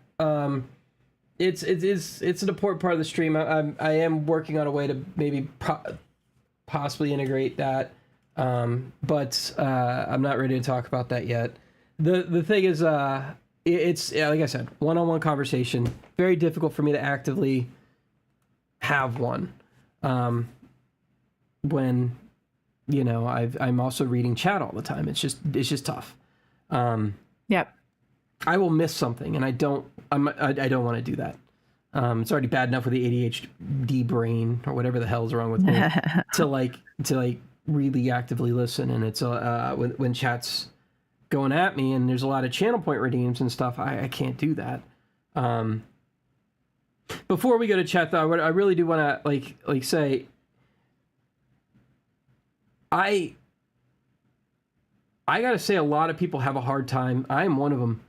Reading chat and still playing the game to your fullest. When I'm in the zone in the game, it's hard to remember to recognize it's like I can read chat, but I don't notice who the fuck is saying it.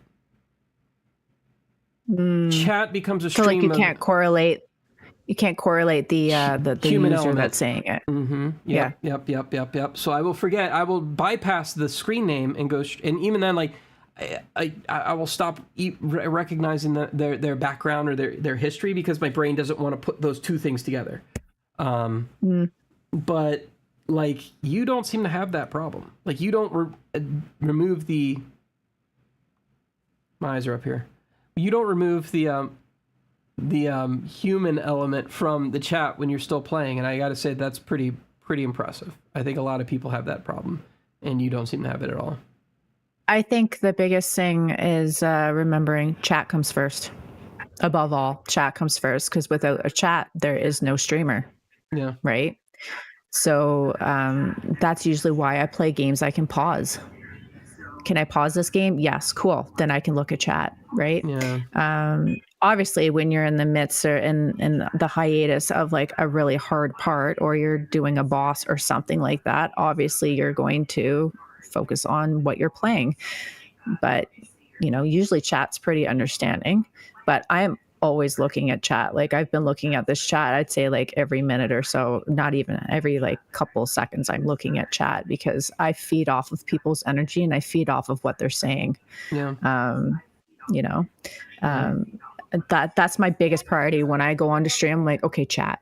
Well, let's talk about like where you feel like chat has chat ever led you astray? Like you're in the middle of something and you really feel like you're doing well, and then because you're talking to chat, your whole game just went to shit. Like, does that feel like you care? No, because at the end of the day, let's face it, nobody comes to watch me for gameplay, right? I'm not a good person when it comes to video games. Like, I people don't come to watch me for the gaming. They come to watch me for the experience and what I provide.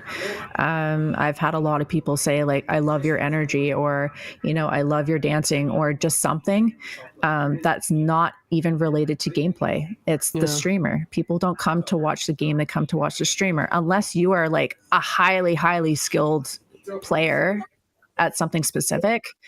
Say you're really good at playing Destiny or something, then that's a different spectrum of people. But I think the majority of people are looking for the experience, not for the gameplay. Yeah, that's true. Speaking of games, what is your favorite game to play? What do you play all the time? What is your Is that even a fucking question, Rafa? Like, come on. Everybody who knows me, it's Tomb Raider, God. It's Tomb Raider. Tomb Raider is the best Souls-like ever made. Every fucking game is a Souls game. Every game's a Souls game. Yeah. Any game with a dash is a fucking Souls game. Yep, totally. Yeah. Yep. Totally. But yeah, so do you want to talk about what got you into Tomb Raider? Okay, so my dad, was so he's a musician by like, you know, and he was usually gone a lot. My parents separated when I was really young. So yes, I got daddy issues. Anyways, so Tomb Raider was like when we would go over to his house on the weekend. Hey, Mick Biggie. We would go over to his house on the weekend, and yeah, we would go over to his house on the weekend, and we would play Tomb Raider together. And that was like the game that kind of brought us together, so to speak. And it's been the game that's been throughout my life, and I've played every single Tomb Raider game, and it's been every time I hear that Tomb Raider theme song, it brings me right back to my childhood. It actually almost kind of like makes me like emotional because I get all the flooding of feelings and all the memories associated with playing those games. You know, it's one of the reasons why I'm so excited they're bringing out the remastered versions, is because I get to relive them all over again, but with better graphics. You know, yes, remaster Ash, hell yeah. Well, you know, it's so it's interesting because like a lot of you know, obviously I met like people who are into Tomb Raider. It's mostly women, and the most common answer to that is like, this is the first character I could identify with. Yeah. Did you feel like that was kind of the draw, is because she was a kick-ass woman, or did that not even factor in one bit? It was just because it was the game. No, it's the heroine. It's you know, it's a female character. I mean, how many female characters were really in video games up until that point? I mean, there was a couple, Samus. But not a lot. And that was the big reveal. How many? And then if you did a secret thing, she would wear a bathing suit. But like, you know, like she like, it wasn't the reason. Yeah, I get it. And it was like, you know, I can identify with this. It's a kick-ass chick, like, who uses guns and explores and does things that, you know, she's based off of Indiana Jones, if you didn't know that, you know. You know, I can tell you go on about Tomb Raider and like the history and about the developers and all that sort of stuff. There's lots of YouTube videos and stuff if you guys are ever interested in looking about the history. It's really quite fascinating, but it's just, I don't know, I identified with it because, you know, as I've grown up, you know, I realize I am a strong individual. I've gone through a lot of shit in my life, and you know, gone through a lot of heartache, and I identify with her because I feel like she's a strong woman, you know. So I love the whole aspect of her. So she's definitely awesome. And, you know, like it was so amazing because like we actually did a cosplay on stream last weekend, and it was a fucking huge success. Absolutely loved it. It was, you know, so good. Yeah. I thought you did a really good job there. I was very, you got a little hammered too. It was great. But yeah, it was great. It was a good cosplay. You did really well. I think a lot of people enjoyed that night. Do you plan on doing any other cosplays? I would love to. I think the biggest thing too with that Lara Croft one was, you know, am I going to do it justice? Is this going to be justice enough? Like, are the people going to actually feel like I did a good job with it? Because anybody can throw a cosplay together and say, hey, this is this cosplay, but is it good enough? Does it actually idolize her as a person? In terms of doing other ones, I would love to do more cosplays. It's just a matter of what do the people want to see? What is a good one that people would like to see? And it's not just like some willy-nilly cosplay. You know, Daisy Duke Nukem. Anyway, well, I'm trying to get somebody to do that. Lulu said she might, but I want somebody to do Daisy Duke Nukem. Speaking of, well, actually not speaking of, fuck it. Willow, right? Why do I always forget? Yeah. Is it Willow? Yeah, Willow, your pug. What got you into pugs? So I can remember wanting a pug as early as like the age of 5. I've always loved pugs.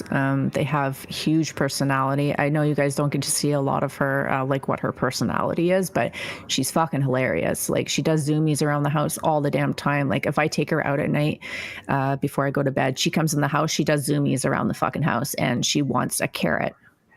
Hopefully she's not staring at me. I don't say that word. It's a magical word in our house. You know, she does zoomies, you know, she's like, they are great with children. They are known as, they want to be with their owners 100% of the time. And I got her actually almost 6 years ago now. I got her the year that my mom died. She was a coping mechanism for me. She was like a way to help with anxiety. She is my best friend. I just love her. Exactly. It's like my Vicky says, she snores, she farts, she hogs the bed. She is a princess. She will not sleep on anything unless there's a blanket. Even if she's on the couch, she won't sleep on it unless she's super awesome. Like, I can't say enough good things about pugs.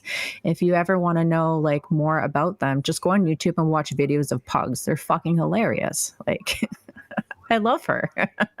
And she's always been, because I love them so much. And, I wanted to say somebody like Laura Croft, but she's copyrighted. Can't use her as part of my slogan.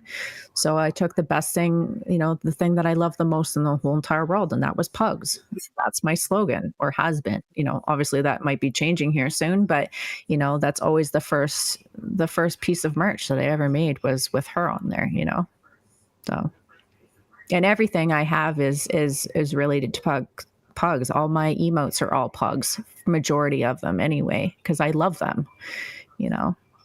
So yeah. What do you like plan on keeping this branding? I know you had talked about possibly changing it. I don't know what you're looking for. I want to keep the pug on there in some sort of way, but I want to branch out and add other pieces of merch to it as well. But the pug will always be like my main merch, right? Because she is my identity. Everybody knows me as the pug lady. So, or maybe other things. I don't know. Nobody shared that with me, but primarily I am the pug lady. So we call you Moist Mary around here. Oh, gross. Get the fuck out, dude. I hate Mary, that bitch. If anybody's watching Madison, you know exactly what I'm talking about. I hate that chick. Moistly. Rag. Oh, gross. Large Marge. I remember that. Pee-wee's Big Adventure, right? Yeah. All right. So, where'd you get your name from? JadedJewlz. The Jaded part I get. Okay, so yeah, Jaded is me because I'm, I don't fit the mold. I'm kind of jaded. I've gone through lots of shit in my life. Jewlz is actually. But anyway, so it's a combination of two things. So I'm Jaded, and then my actual name is Jade, right? So it made sense. Jewlz is actually a nickname that McBiggy actually gave me when we first started dating. He's always called me Jewlz. It's always kind of been a thing. Obviously, my name is a gemstone, so it makes sense, right? Put the two together, you get JadedJewlz. That makes sense. Is Biggie there right now? Can you come say hi, or is he too busy? No, he's relaxing on the couch. He's relaxing and all cool after shooting some b-ball outside of the school. And, he won't actually show his actual face on stream. He's got a reputation uphold with being, macho man. So Got it. I think that's pretty clever, by the way. I love that. Big Biggie, big shout outs. I like you, man. I like what you're doing. I just don't watch it that often. I don't know why. Sorry. I should come by more often. But do you watch wrestling too, right? Like, you're actually really into it? Because I know No, I'm not so much into it. Like, we're both into wrestling. We were more or less into like the old school wrestling, like all the legends, like Hulk Hogan and like Macho Man, like all of the legends that started it. We're all into those types. I'm not so much into like the newer stuff. I don't understand it. It just doesn't have the same appeal to me as it once did. The old Jake the Snakes, feel like they just Rod Piper, that kind of thing. Yeah. And maybe it's just because it's how old I am. I don't know. Hogan, I'm kind of old school that way. Yeah. Yep, Piper Bash Bros. There you go. Yeah, I get it. It's Hardy Boys. It's hard to watch it all. Yeah, Sting. Lord Sting. Gold Dust. Was it Sting the one who like started like spitting in people's faces or like throwing I can't remember anymore, but it was a long time ago. But yeah, do you remember Rikishi? No, I don't remember Rikishi. Oh my God. It was probably like one of my, like you have Eddie Guerrero and, like Bret the Hitman Hart and just like all those. Yeah. I like his big butt. That's right. I do. I'm all about the butt. Because he used to like take his butt and like put it into people's faces, and then they'd be like, Jesus. that was his weapon. But Do you think wrestling is real? I like wrestling. No. Plot lines are not real. Huh? Like, obviously, they're putting their lives on the line. Obviously, if you've ever watched The Undertaker and what's his name? They get hurt all the time. And then they have to play They it off. do. When The Undertaker threw, what is this, Mick Foley off the top of, Hell in a Cell. That shit was real. Like, the shit Mankind. But, like that shit is real. In terms of like the fake hitting, no, that's not real. You can depict what's real and what's not, Yeah, I mean, it's acrobatics, and they do have to physically train, not just to look like that, but they have to physically train to put on a good show. I think the thing I like about wrestling is how a lot of them seem to start out as sort of like these good guys, and then they become the heel, and then they become popular. It's like the moment they start being the bad guy, they start like really popping off, and like when somebody's really doing it's just the bad guy seems to be more fun to watch, and I don't know, it's just an interesting phenomenon, and I think that's one of the things I notice most about wrestling is that they'll like as soon as they're doing the bad guy bit, you're just like, oh man, this guy's gonna be big this year. But do you have a favorite wrestler? I mean, growing up, it was just Hulk Hogan. To be honest with you, I had a Hulk Hogan doll. I've seen the videos of him recently on Live Leak, and they were just really impressive. Anybody? I don't know. If anybody's anybody get what I just said? Anyway, the thing that took down Gawker Media got taken down. You heard about that, right? No. So Gawker Media posted sex tapes of Hulk Hogan, and this is after it's in like the same like breath and the same like 6 months time span.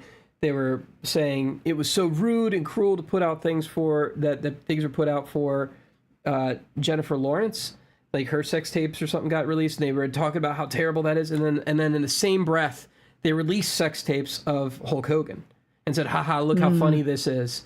And then Peter Thiel, who, by the way, Gawker Media also outed for being gay, took a lawsuit, and they won. Hulk Hogan won. And Gawker got taken under. Completely destroyed the whole company. Some ridiculous... Yeah, so like it destroyed their entire company. And because they were just jerks. And if you watch some of the deposition of the owners of Gawker, you're just like, you are sleazy. Ew, what is wrong with you?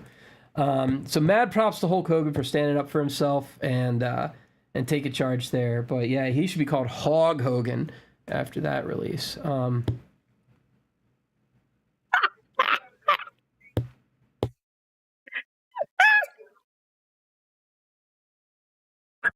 Oh God. Anyways, so Hulk Hogan.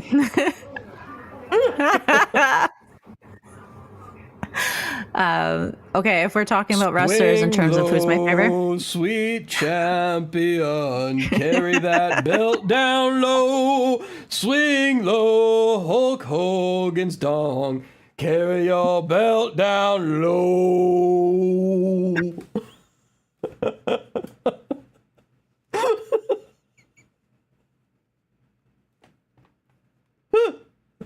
I love how innovative you are sometimes. You just belts out, When I'm feeling it, I'm feeling it. Anyway, it was great. Yeah. I know. We should probably take things from chat because like the ad break is coming up in a second, and I did schedule this for 2 hours. I know I could go on longer if you want, but I don't want to like keep you from. No, you're good, dude. Oh, okay. You can keep going. If chat's willing to continue, then we can keep going. If chat's willing to continue.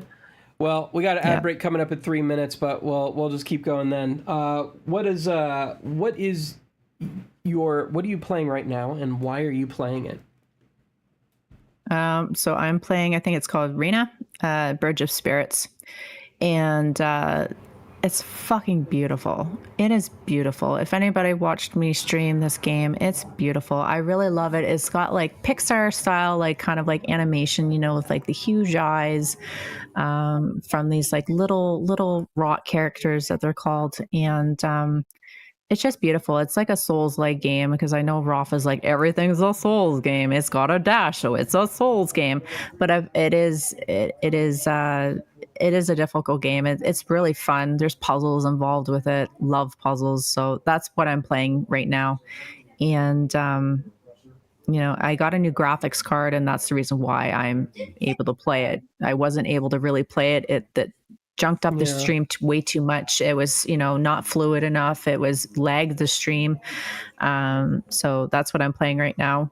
What are you excited to play now that you got your graphics card? Because like it's incredible, like the difference. Everything. When I was like when we were watching you playing it before, it was just like it was terrible for you, and you couldn't even do the basic moves. And now you're doing them just fine, and you're like, I'm not bad at this. Like it's almost like I was watching you, and it was just like, actually, I can play this. Like this is not as bad as I thought it was.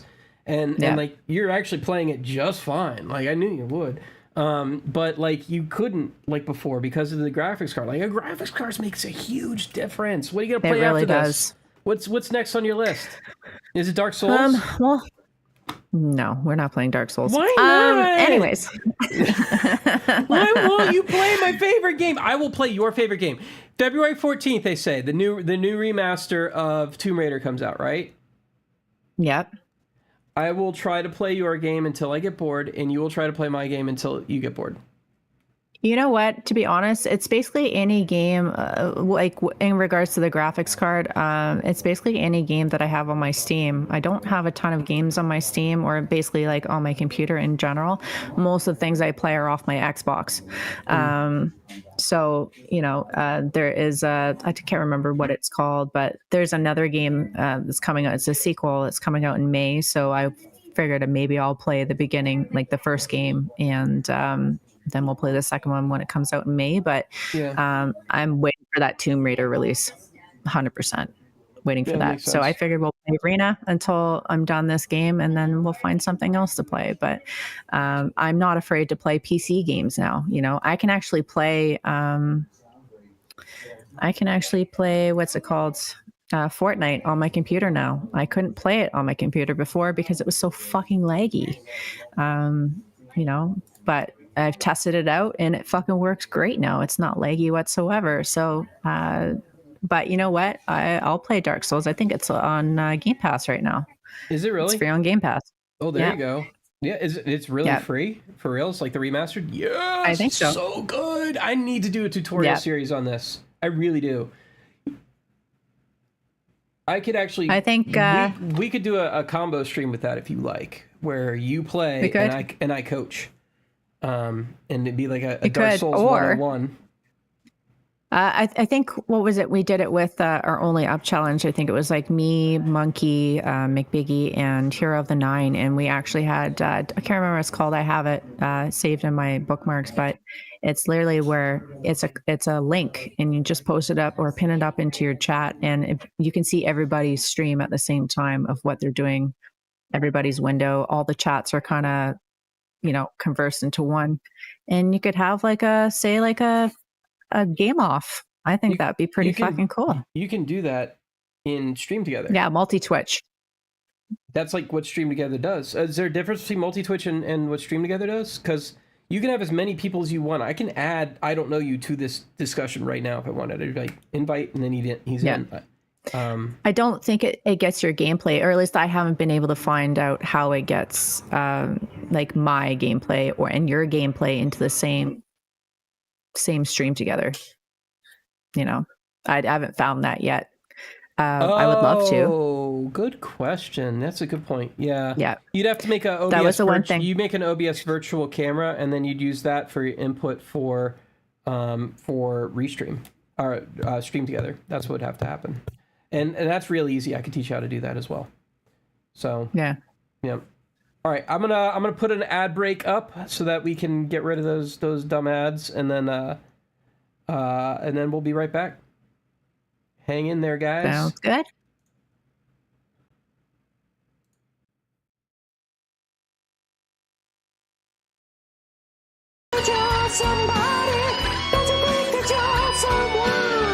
Everybody needs somebody.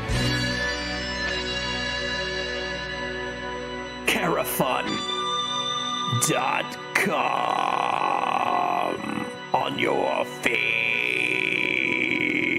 Oh, Mongolian throat singing.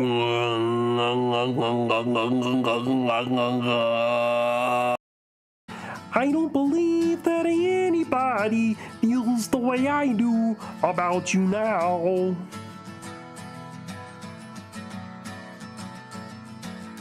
Backbeat, the word is on the street that the fire in your heart is out.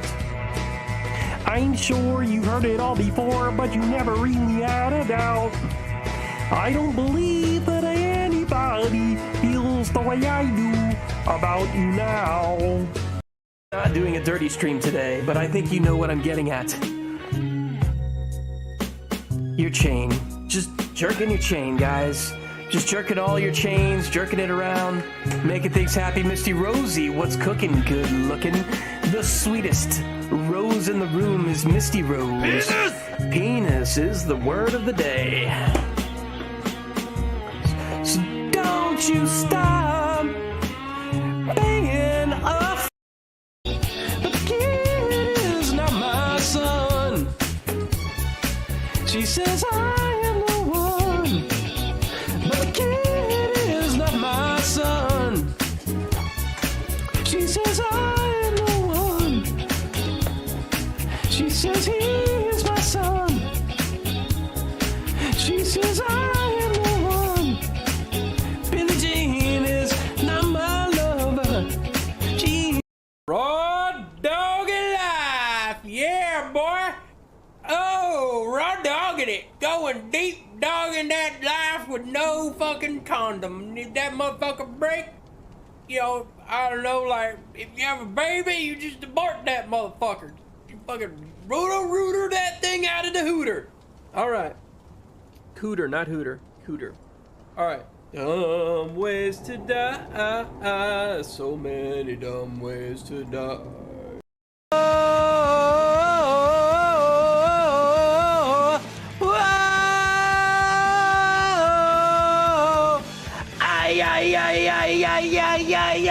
Ay, Zordon. Picture. Cause since I've come on home, well, my body's been a mess, and I've missed your ginger hair and the way you like to dress. Won't you come on over? Stop making a fool out of me. Why don't you come on over, Valerie? Valerie! Me, a clip of me. All right, there we go. How's it going? I hope you guys enjoyed that little clip break, and if you were watching ads, that was an ad break. Yeah, it's actually pretty easy. We were talking about this right before. You can actually probably do this right now if you really wanted to play with it. Are you there? Sure. One. Talking to my daughter. My bad, guys. With like you can actually. Do you know what that virtual camera is in OBS? What do you mean virtual camera? So open up OBS real quick. Do you have it open? Here. Well, I have slobs, so I don't know if it's different, but there should be something on the menu on the bottom right-hand corner that says "Start Virtual Camera" or something similar to that. I don't remember what the actual virtual camera. Oh yeah. Hit that I see button. Hit that button.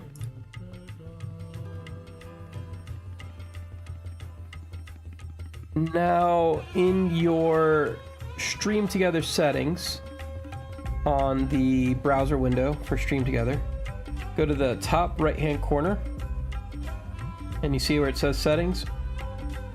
Click that, and then under Camera, select the OBS Virtual Camera. Ta-da! Guess what we see on stream? It would be your game. Oh, that's cool. Yeah, so you can actually stream a game That's anytime cool. you want. Yeah. So this is very easy to do. Yep, and then when you want to switch it back, you just put yourself back. Yep. That's cool. You can even have both sources, so you can actually, like, I think you can even invite yourself, so you can do boom, boom, boom, boom. And if you have a second account, it makes it real easy. Because, like, I can invite Raf's Peen, and he can import his Raf's Twitch Peen, which is my bot, and then he could import, like, my game if I really wanted to, and that would... It's actually real easy. That's cool, actually. I didn't know you can do that, so I learned something new today. Yep. The more you know. The more you know. So, I don't have anything to say anymore. I kind of lost my train of thought. You know what I mean? That's all good, dude. Fucking sucks when What that happens. about chat? Yeah, we got to do chat. So, chat, what's up? You got any questions for Jaded? Things have been really hounding you, things you really wanted to know, things you couldn't get answered, things you want answered now, things you've always wanted to get off your chest. If you want to tell us she's a piece of shit in my voice, I'll make it happen for you. Let's go! I mean, I'm not going to say it with conviction. You sound like a Jewish mother. That was a Jewish mother? Yep. Oh, I don't know what Jewish mothers sound like. Let's give a shout out to Coach Cage and the kid, because I'm gonna do the Frosty tool. I'm gonna do oh, sorry, that's the wrong one. SO text Coach Cage and the kid and see what happens. If you guys got any question for Jaded, let me know. Many original ideas start today. There we go. Ooh, they changed the thing to frostytools.com. Interesting. Hey, buckle up! Coach Cage and the kid here, a dynamic duo of dad and kiddo gamers. They're crushing through everything from Prince of Persia to Roblox, with pit stops from sports talks and labs. They're on a quest for 300 followers, dropping new merch like hot pizzas. Do you drop hot pizza? Whatever. And swinging keyblades in between timeouts. If you're looking for heartwarming chaos and father-son shenanigans, hop in. But hey, this ride ain't free. That'll be $50. So hold on one sec. Let's do one for you. That's expensive. Yeah, it is. It's really expensive. It's fucking expensive. Yeah, Let's hot do it for you. pizzas. I mean, do you want cold pizzas, Coach, or We're gonna do your shout out text live, and you can do a live with reaction pineapple? of your shout out text. You ready for this? All right.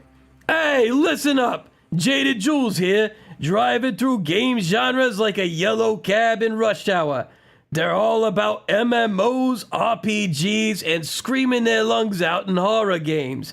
Last seen buddying up with Rafa Zafar and Kenna, Bridge of Spirits.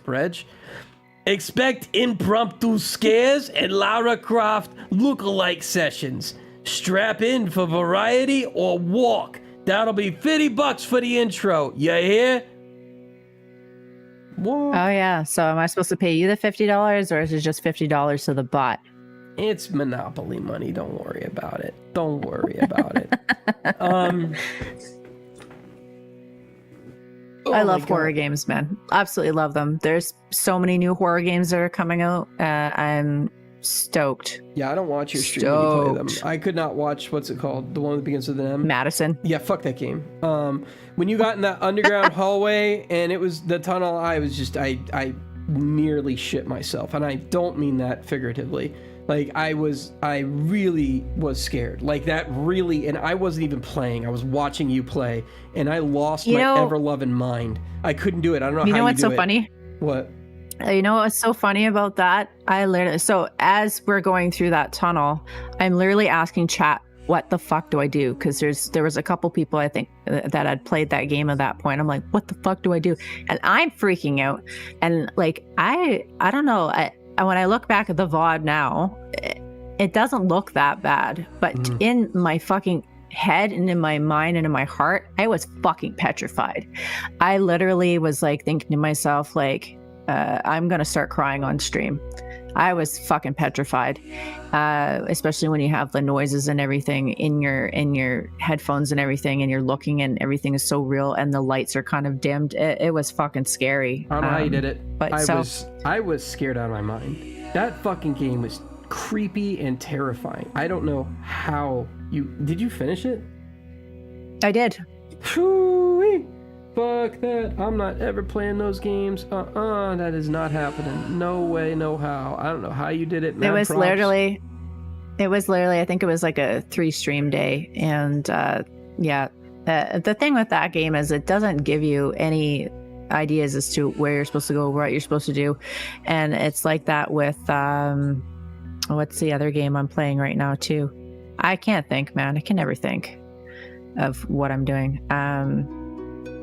There's another game that's like that too that I've been kind of playing. I haven't finished it yet, though. Or something like that? Yeah, Visage. Yeah. I've seen a lot of people starting to play that. A lot of the people you follow, like Cynthia and stuff, they're playing a lot of these horror games as well. So I mean, people who like horror games really like horror games. I don't know what that's about, but I don't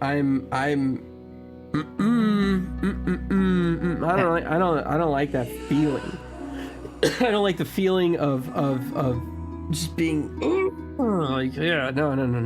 I don't know what you guys get. I don't like the feeling of being chased. I don't like being chased in games. I like the survival horror aspects, but not the feeling of being chased. That just, no.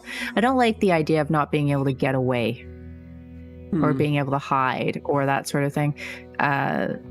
That's why those games terrified me so much. But I think with Madison, it wasn't like that at all. It wasn't like you're running from something to get away from something. It was more or less jump scares. Whereas Visage, you're literally running for your life to get away from whatever it is that's chasing you, and if you don't run quick enough, you dead. So you know. That's definitely something I can't hang with. Yeah. 1 second. I got a tickle in my lung again. So everybody's been getting sick these days. Is McBiggie okay?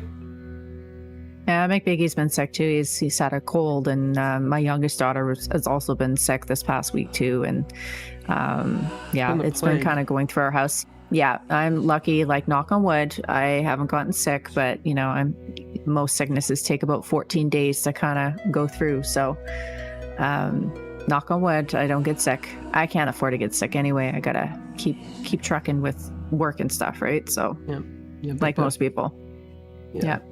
It's I think I've been sick for a while, and then suddenly I got a fever, and everybody said, "Oh, you've had it." That's what we've been all getting. Like, it's been like we've been getting weird feelings, like something's wrong, for like weeks, and then suddenly I got sick, and it broke after that, and then I was better. I don't even think necessarily like that with McBiggie. It was he wasn't feeling well. He had like a cold, and then all of a sudden it was like boom, like he had flu. He had like the fever and like the chills and everything, and then now he's almost back to normal here now. But yeah, I don't know. It's a weird like flu cold that's kind of going around, and everybody seems to kind of be getting it. So yeah, it's so strange. And like, I've never seen anything like this my entire life. Like COVID was weird. Like COVID, like, I don't want to get too, like, I know that's just bringing up COVID these days. It invites like hot topic discussions, but like COVID was fucking weird. Like 5 days, no symptoms, and all of a sudden you're sick, so you're spreading it for 5 fucking days. Yeah. I couldn't engineer a better virus if I wanted to. Like, it's like, it's weird. Like, that's brilliant. Like, it's like, I mean, not brilliant. I mean, like, that's spreadable. Like, that, it's the same thing with this. Like, I'm able to function for like 2 weeks, and then all of a sudden it's like, boom, I'm sick. It's like, what the hell? It's just weird, because to me, like, so like I mean, I probably wouldn't have gotten the COVID shot had it not been the industry that I work in. Because I work in healthcare, it was mandatory here in Canada. We had to have it, or basically you weren't allowed to work. Yeah. You know, It's true for most places. but I remember like, and I remember getting COVID, and it literally was just, I had like a tickle in my throat, and I couldn't like, I couldn't like get rid of this tickle in my throat. And I had like a little bit of a headache, but like nothing, like just a lingering, like, you know, one of those lingering headaches, like it's there, but it's not like debilitating or anything. It's just there. And I was like, oh, like what's going on? Like, I feel fine otherwise. Yeah. And turns out I had fucking COVID. So, you know, but I think everybody kind of gets it a little bit differently. I think more so now, if people are getting COVID, it's not nearly as severe. Yeah. For most people that I've been seeing anyway, you know. It wasn't very severe with me. I got it in New York City when the shit was going down. So I moved to New York in August 2019. And then by like February 2020, it was all on lockdown, I think. I think that's the timeline there. Yeah. It was just like, I was not there very long. And then all of a sudden, it was like, I'm in the middle of a plague. And because that's what that's the and only the toilet paper. The fucking toilet paper. Dude, I swear to God, I wish I bought more toilet paper when that was going down, though. I mean, those people, like, dead ass, because we ran out. I mean, like, I was, don't get me started, but... I had to go to resort to going outside and using fucking leaves. Like, no, I'm just kidding. But... I just took showers. I remember, like... Just poop in the shower, you're fine. It's whatever. That's why they got a drain. Yeah. But I can remember going to the fucking grocery store, and everything else, every fucking else on the shelves was fine except for the fucking toilet paper. Yep. And it was like, what the fuck just happened? Like, what happened to all the toilet paper? Why is everybody hoarding toilet paper? It made no sense. I guess you gotta wash your ass. It was a good psychology thing. Like... 6 feet. 6 feet. 6 feet. Yeah. You know? I don't want to get into heated stuff. It's such a danger zone.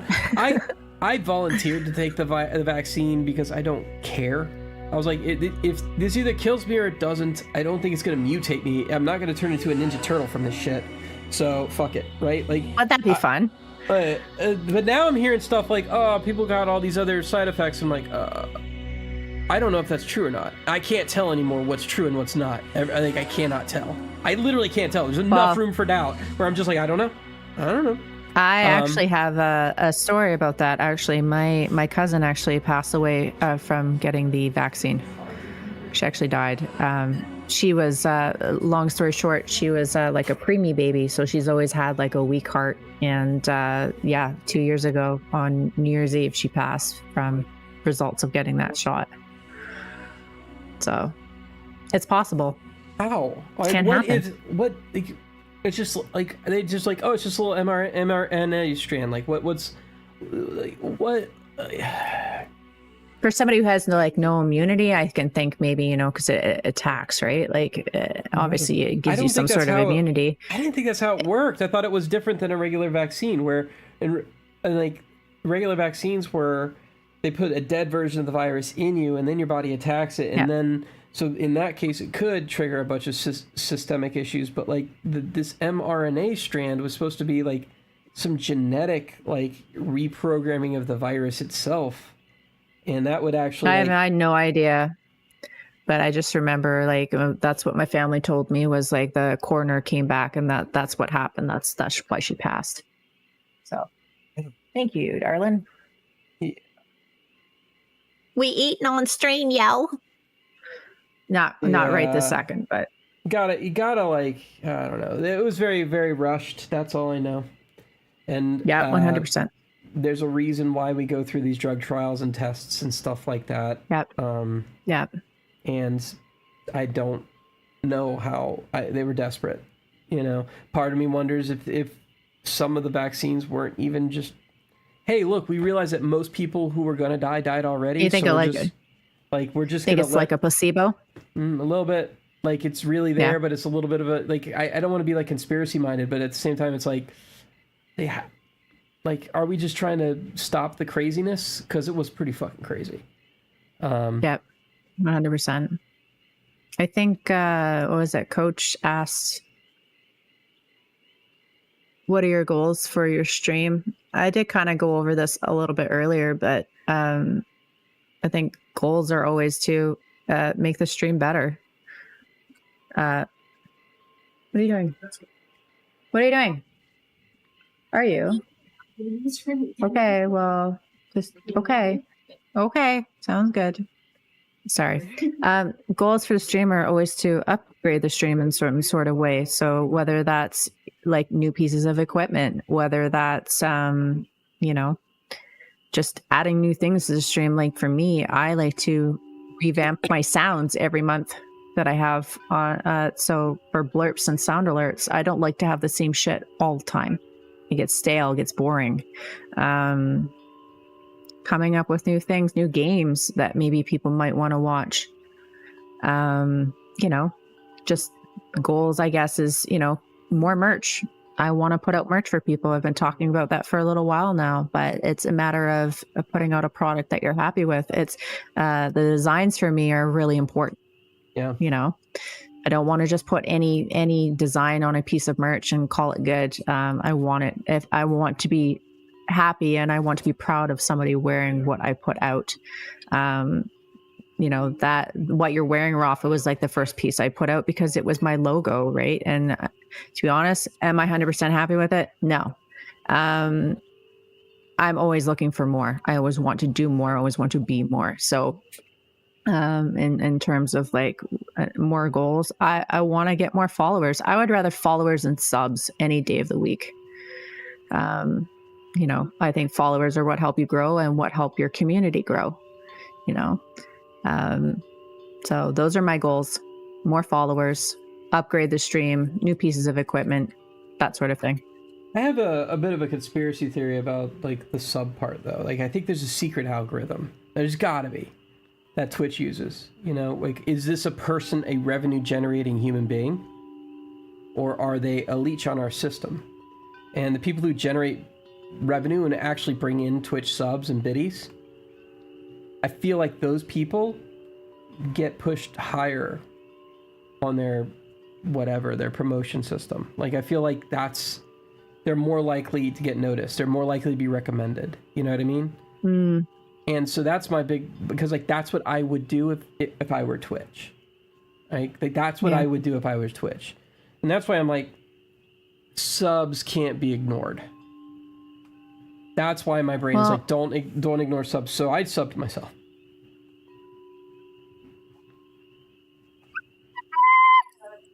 Like crazy. Oh, Rafa. Oh, absolutely. But it's marketing. It's marketing. It is marketing 101. Yeah, like JD said, tags are 100% important. What you're putting into your thing before you hit that live button is important. Is this like only adult stream? Is, you know, is it Souls like? What is it? You know, those tags are important. I think that's things can be said too, like when you post the socials before you go live.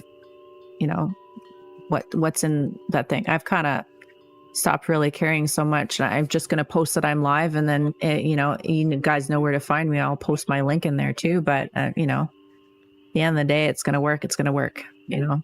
Yeah. The big one is always announcing, hey, I'm going to go live in a few hours, and then following up with that one after that. Social media is a huge thing. You know, liking and reposting comments and commenting on people's stuff, I think, is the biggest one, because it helps push the algorithm to getting more people to view. I see a lot of people just liking and reposting. That doesn't actually help the person on socials. It's commenting. Yeah. Commenting is the big thing. Yep. Actually, Mental is the one who really pointed that out to me. He's like, if you comment on somebody's post, you're the first especially to notice it and comment. You're the first person that anybody sees whenever they look at that post, when they click on that post. And that's marketing. Like that's where, like, that's what you, so I'm like, I'm just going to do what he's doing. So now I just go around and I always post something, a little like comment, ha ha ha, or on like every post. It could be anything. It could be a freaking emoji. It could be anything. I'm thinking it. Why the fuck not? Take 2 seconds out of my day. Oh, blah, blah, blah. Instead of just like thinking, ha, ha, ha. Just like, that's pretty funny. Like, I just type something out, hit enter, and like everybody likes it. It's not like it's a bad thing to do that. Nobody gets mad because you did that. I'm literally thinking it, right? Why take the lazy route and just hit like just do both? So Yeah. Thank you. JD is the real hometown hero. Plus y'all some awesome motherfuckers. It's like Field of Dreams. If you build it, they will come. Yeah. I like to think that's true, but that's not true. I have built things and nobody came before, and it fucking sucks. So yeah. I think it's a multitude of factors. When everything building. is marketing. Everything is marketing. You can take a bag of shit and market it as miracle fertilizer, and it is just regular shit. And they throw it on their flowers, and they will think, "Oh my God, my flowers are growing because of this shit." No, it's just the season for them to grow. But the marketing told you that this is the shit that made your flowers grow, and so now people will. Marketing is 100% of everything. I hate to tell you guys this. I have learned this the hard way, and in real life, like I've had people who are billionaires look at me, grab me by the collar, and go, "Listen, marketing is everything. Shut up and go with it." I'm like, okay. Multiple. One of them by the collar. The other one was just having it over dinner. Literally, this is how they make their money. Like, it's all marketing. It's the same thing as the other guy, but they're marketing it better. That's it. So, yeah, you're right. Comment. Like, don't just like. That's the lazy route. Comment. Like and comment. Like and say something. It takes 2 seconds to like and repost a comment. It takes like a minute to just say something in the comment, and that goes for every fucking platform, not just for Twitter. It goes for TikTok, it goes for YouTube, it goes for every single platform. Comments are the big things. And the same could be said too with like lurkers. When you have lurkers in your chat, love them, cool, come in, lurk. The one thing that does piss me off though, I'll tell you, and I've been very kind of vocal about this lately. If you come into my chat and you want to lurk, that's fine. That doesn't bother me. Just say hi. Let me know you're there. So that way I can say, "Hey, how are you doing? How's your day today?" You don't even need to say anything after that. Just let me know you're there. I want to know when people are in my chat, especially if you're somebody that I converse with on a regular basis. I want to know you're there. Make a sound alert, something. Just let me know you're there, and then that way I can be like, "Oh, they came into the chat." But in terms of like lurkers and stuff, I love lurkers. Bring them on. So one of the things I want to do that I haven't done yet, I've told you I need to do a chat bot, right? I need to build my own chat bot because there's a lot of things I really feel like I would just be faster and easier for me to just implement. But one of the ideas I had is that anytime somebody comes into my chat and they've done a collective amount of more than 5 messages in my chat, then I automatically do a little alert, "Welcome to the channel, blah, blah, blah, blah," the moment that my chatbot notices that they pop into the room. And I can encourage them to say hi. And it's just like a little welcome, blah, blah, blah. And like I could do that after they've hit a certain threshold. And I can increase and decrease that threshold as I want. And then it would be like, "Hey, say hi." Like it would be like a hi, blah, blah, blah, blah, blah. And if you're the first to initiate a conversation, you're more likely to get a conversation back. And so like that's kind of what I'm hoping I could do. Something inobtrusive. So when somebody pops in the chat room, it notices somebody popping in the chat room, it could go, "Hi, Jaded," and then that would be it. It'd be like, "Hello," like that could literally be it. I think the problem with that though is some people, when they come into the chat, they don't want to be recognized. They want to just be those lurkers. They don't, Maybe. Some people are introverted like that, which I kind of get in an instance. You got a point. Maybe, but I don't know. I see. Maybe. Yep. Or I could just do a badge. Something. I just want to recognize their presence. "Hey, this person was here. I've seen you. I know you're here. Thank you. I appreciate you." Like, that's all I want to do. Does that make sense? I know. Yeah, you're like right, some people have like, I know some people have like the leveling up system in their chat where you've leveled up to blah, blah, blah, because you've been you've been interactive in chat, I don't say much in chat. I like to hi. Yeah, but you at least say hi, JD. So, there's you that. come into my chat and you're just like, "Hometown hero," every single time. And like, so a lot of people don't know JD and I, we went to like a lot of the same schools. We're from the same area. So like, so like he calls me hometown hero. I think he's the hometown hero because he's an actual teacher in that very hard place to teach. but like he comes in, he says hometown hero, and like all the like he always talks to me. Do you hang out, JD, just out of curiosity, in other people's channels without saying a whole lot? Like, is this something you like to do? I mean, I typically say hi. I'm lurking. It depends on what type of mood. Depends on what type of mood he's in. But usually he'll come in, he'll say something smart ass, and then he'll just, go off into the shadows again, and then he'll randomly come in at random times. But I think levels of oh my God, I can't think today. Fuck's sakes. There's different levels of what somebody can bring to the table in terms of follower. So if that's, whether if you're the person that likes gifting subs, then that's your part. If you're the person that likes to come in and lurk, then that's your form. If you're the person that comes and likes to spam people's chats like I do, then that's my form in getting to know people. And there's other different forms of support that you can give somebody. That's what I was looking for, support. So there's many different forms of support, I think. But JD's is coming in, saying hi, and then he lurks for a little bit and comes in randomly. Yeah. One of the ways you've supported is especially noticeable with this IntoViews is that you're very good at asking questions. And and you will come into the chat and be like, I want to know this, I want to know that, I want to know that. You'll ask questions in the chat. I mean, like, we've had a few questions, but we've tried to answer them along the way, I feel like.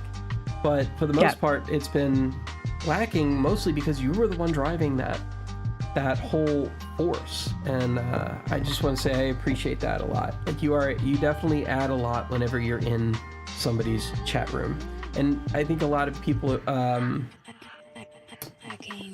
they don't like, you have to like keep those people in particular engaged. You have to like those people. Like, can you imagine if somebody was coming into your chat room and they were always engaged with you and they're always keeping you going and they always kept your chat lively, and then you just kind of like started dissing them? Like, I've seen people do that to other people, and I'm just like, they're not doing anything wrong. Like, what's going on here? Like, why are you not listening to this person as much as you should? Because they're getting what they want anyway. So this person just fades away. I don't know. Where am I going with this? I don't know. I haven't seen that. I've seen it in a particular... Anyway, I don't want to go into that. But I think it's time we end the chat. I think it's time. I think we're both kind of fading. And you've got some food. I saw your soup hanging out there. So anything I else got grilled cheese and soup. Anything you want to say before we sort of start ending the stream, or is there anything you think we should have... anything you want to get off your mind? I just want to say thank you very much for the opportunity to come on here, and I really do appreciate it, and I really appreciate the streaming platform and the community of people. And like I said, December, when I took that time off and I was kind of evaluating what I wanted to do, and when I came back, like even just like the off streams that I would do here and there, it's amazing. The community is amazing. Like the support and stuff, and just the people that reached out and stuff. I appreciate everybody. I really do. So we appreciate you. And I've always said, like, I'm always an open book. If you ever want to know something, you just need to ask. I'll give you my honest opinion. Mick Biggie's actually kind of taught me that as we've gone on. I never used to be like that, but progressively as I've gone on, I kind of like, I don't give a fuck anymore.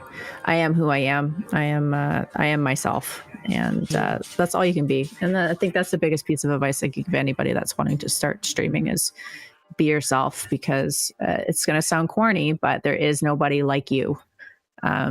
There will be nobody like you, and so. And that's what you bring to the table, Yeah. Like, that's at the end of the day, that's our entire stream.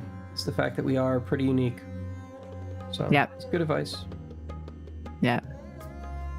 Anyway, with that, I guess we're gonna wrap up. So thank you for coming on, Jaded. Appreciate you. I appreciate you.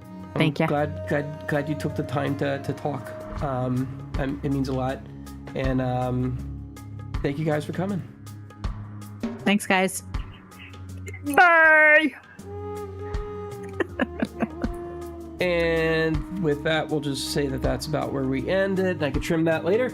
Okay, so thank you very much, Jaded. Appreciate you. I'd actually like to talk to you a little bit after this if you want to stay on the stream together. And Sounds then good. I think I'm going to end the stream right now and let you eat. But really appreciate you guys coming, and looking forward to put this online, and I'll be posting it in normal places I do. Thank you. Check out my Twitter, check out her Twitter, everything. You know where we are at. I probably should have put that in the episode. Is what it is. All right, guys. I'm ending the stream. Thank you so much for coming.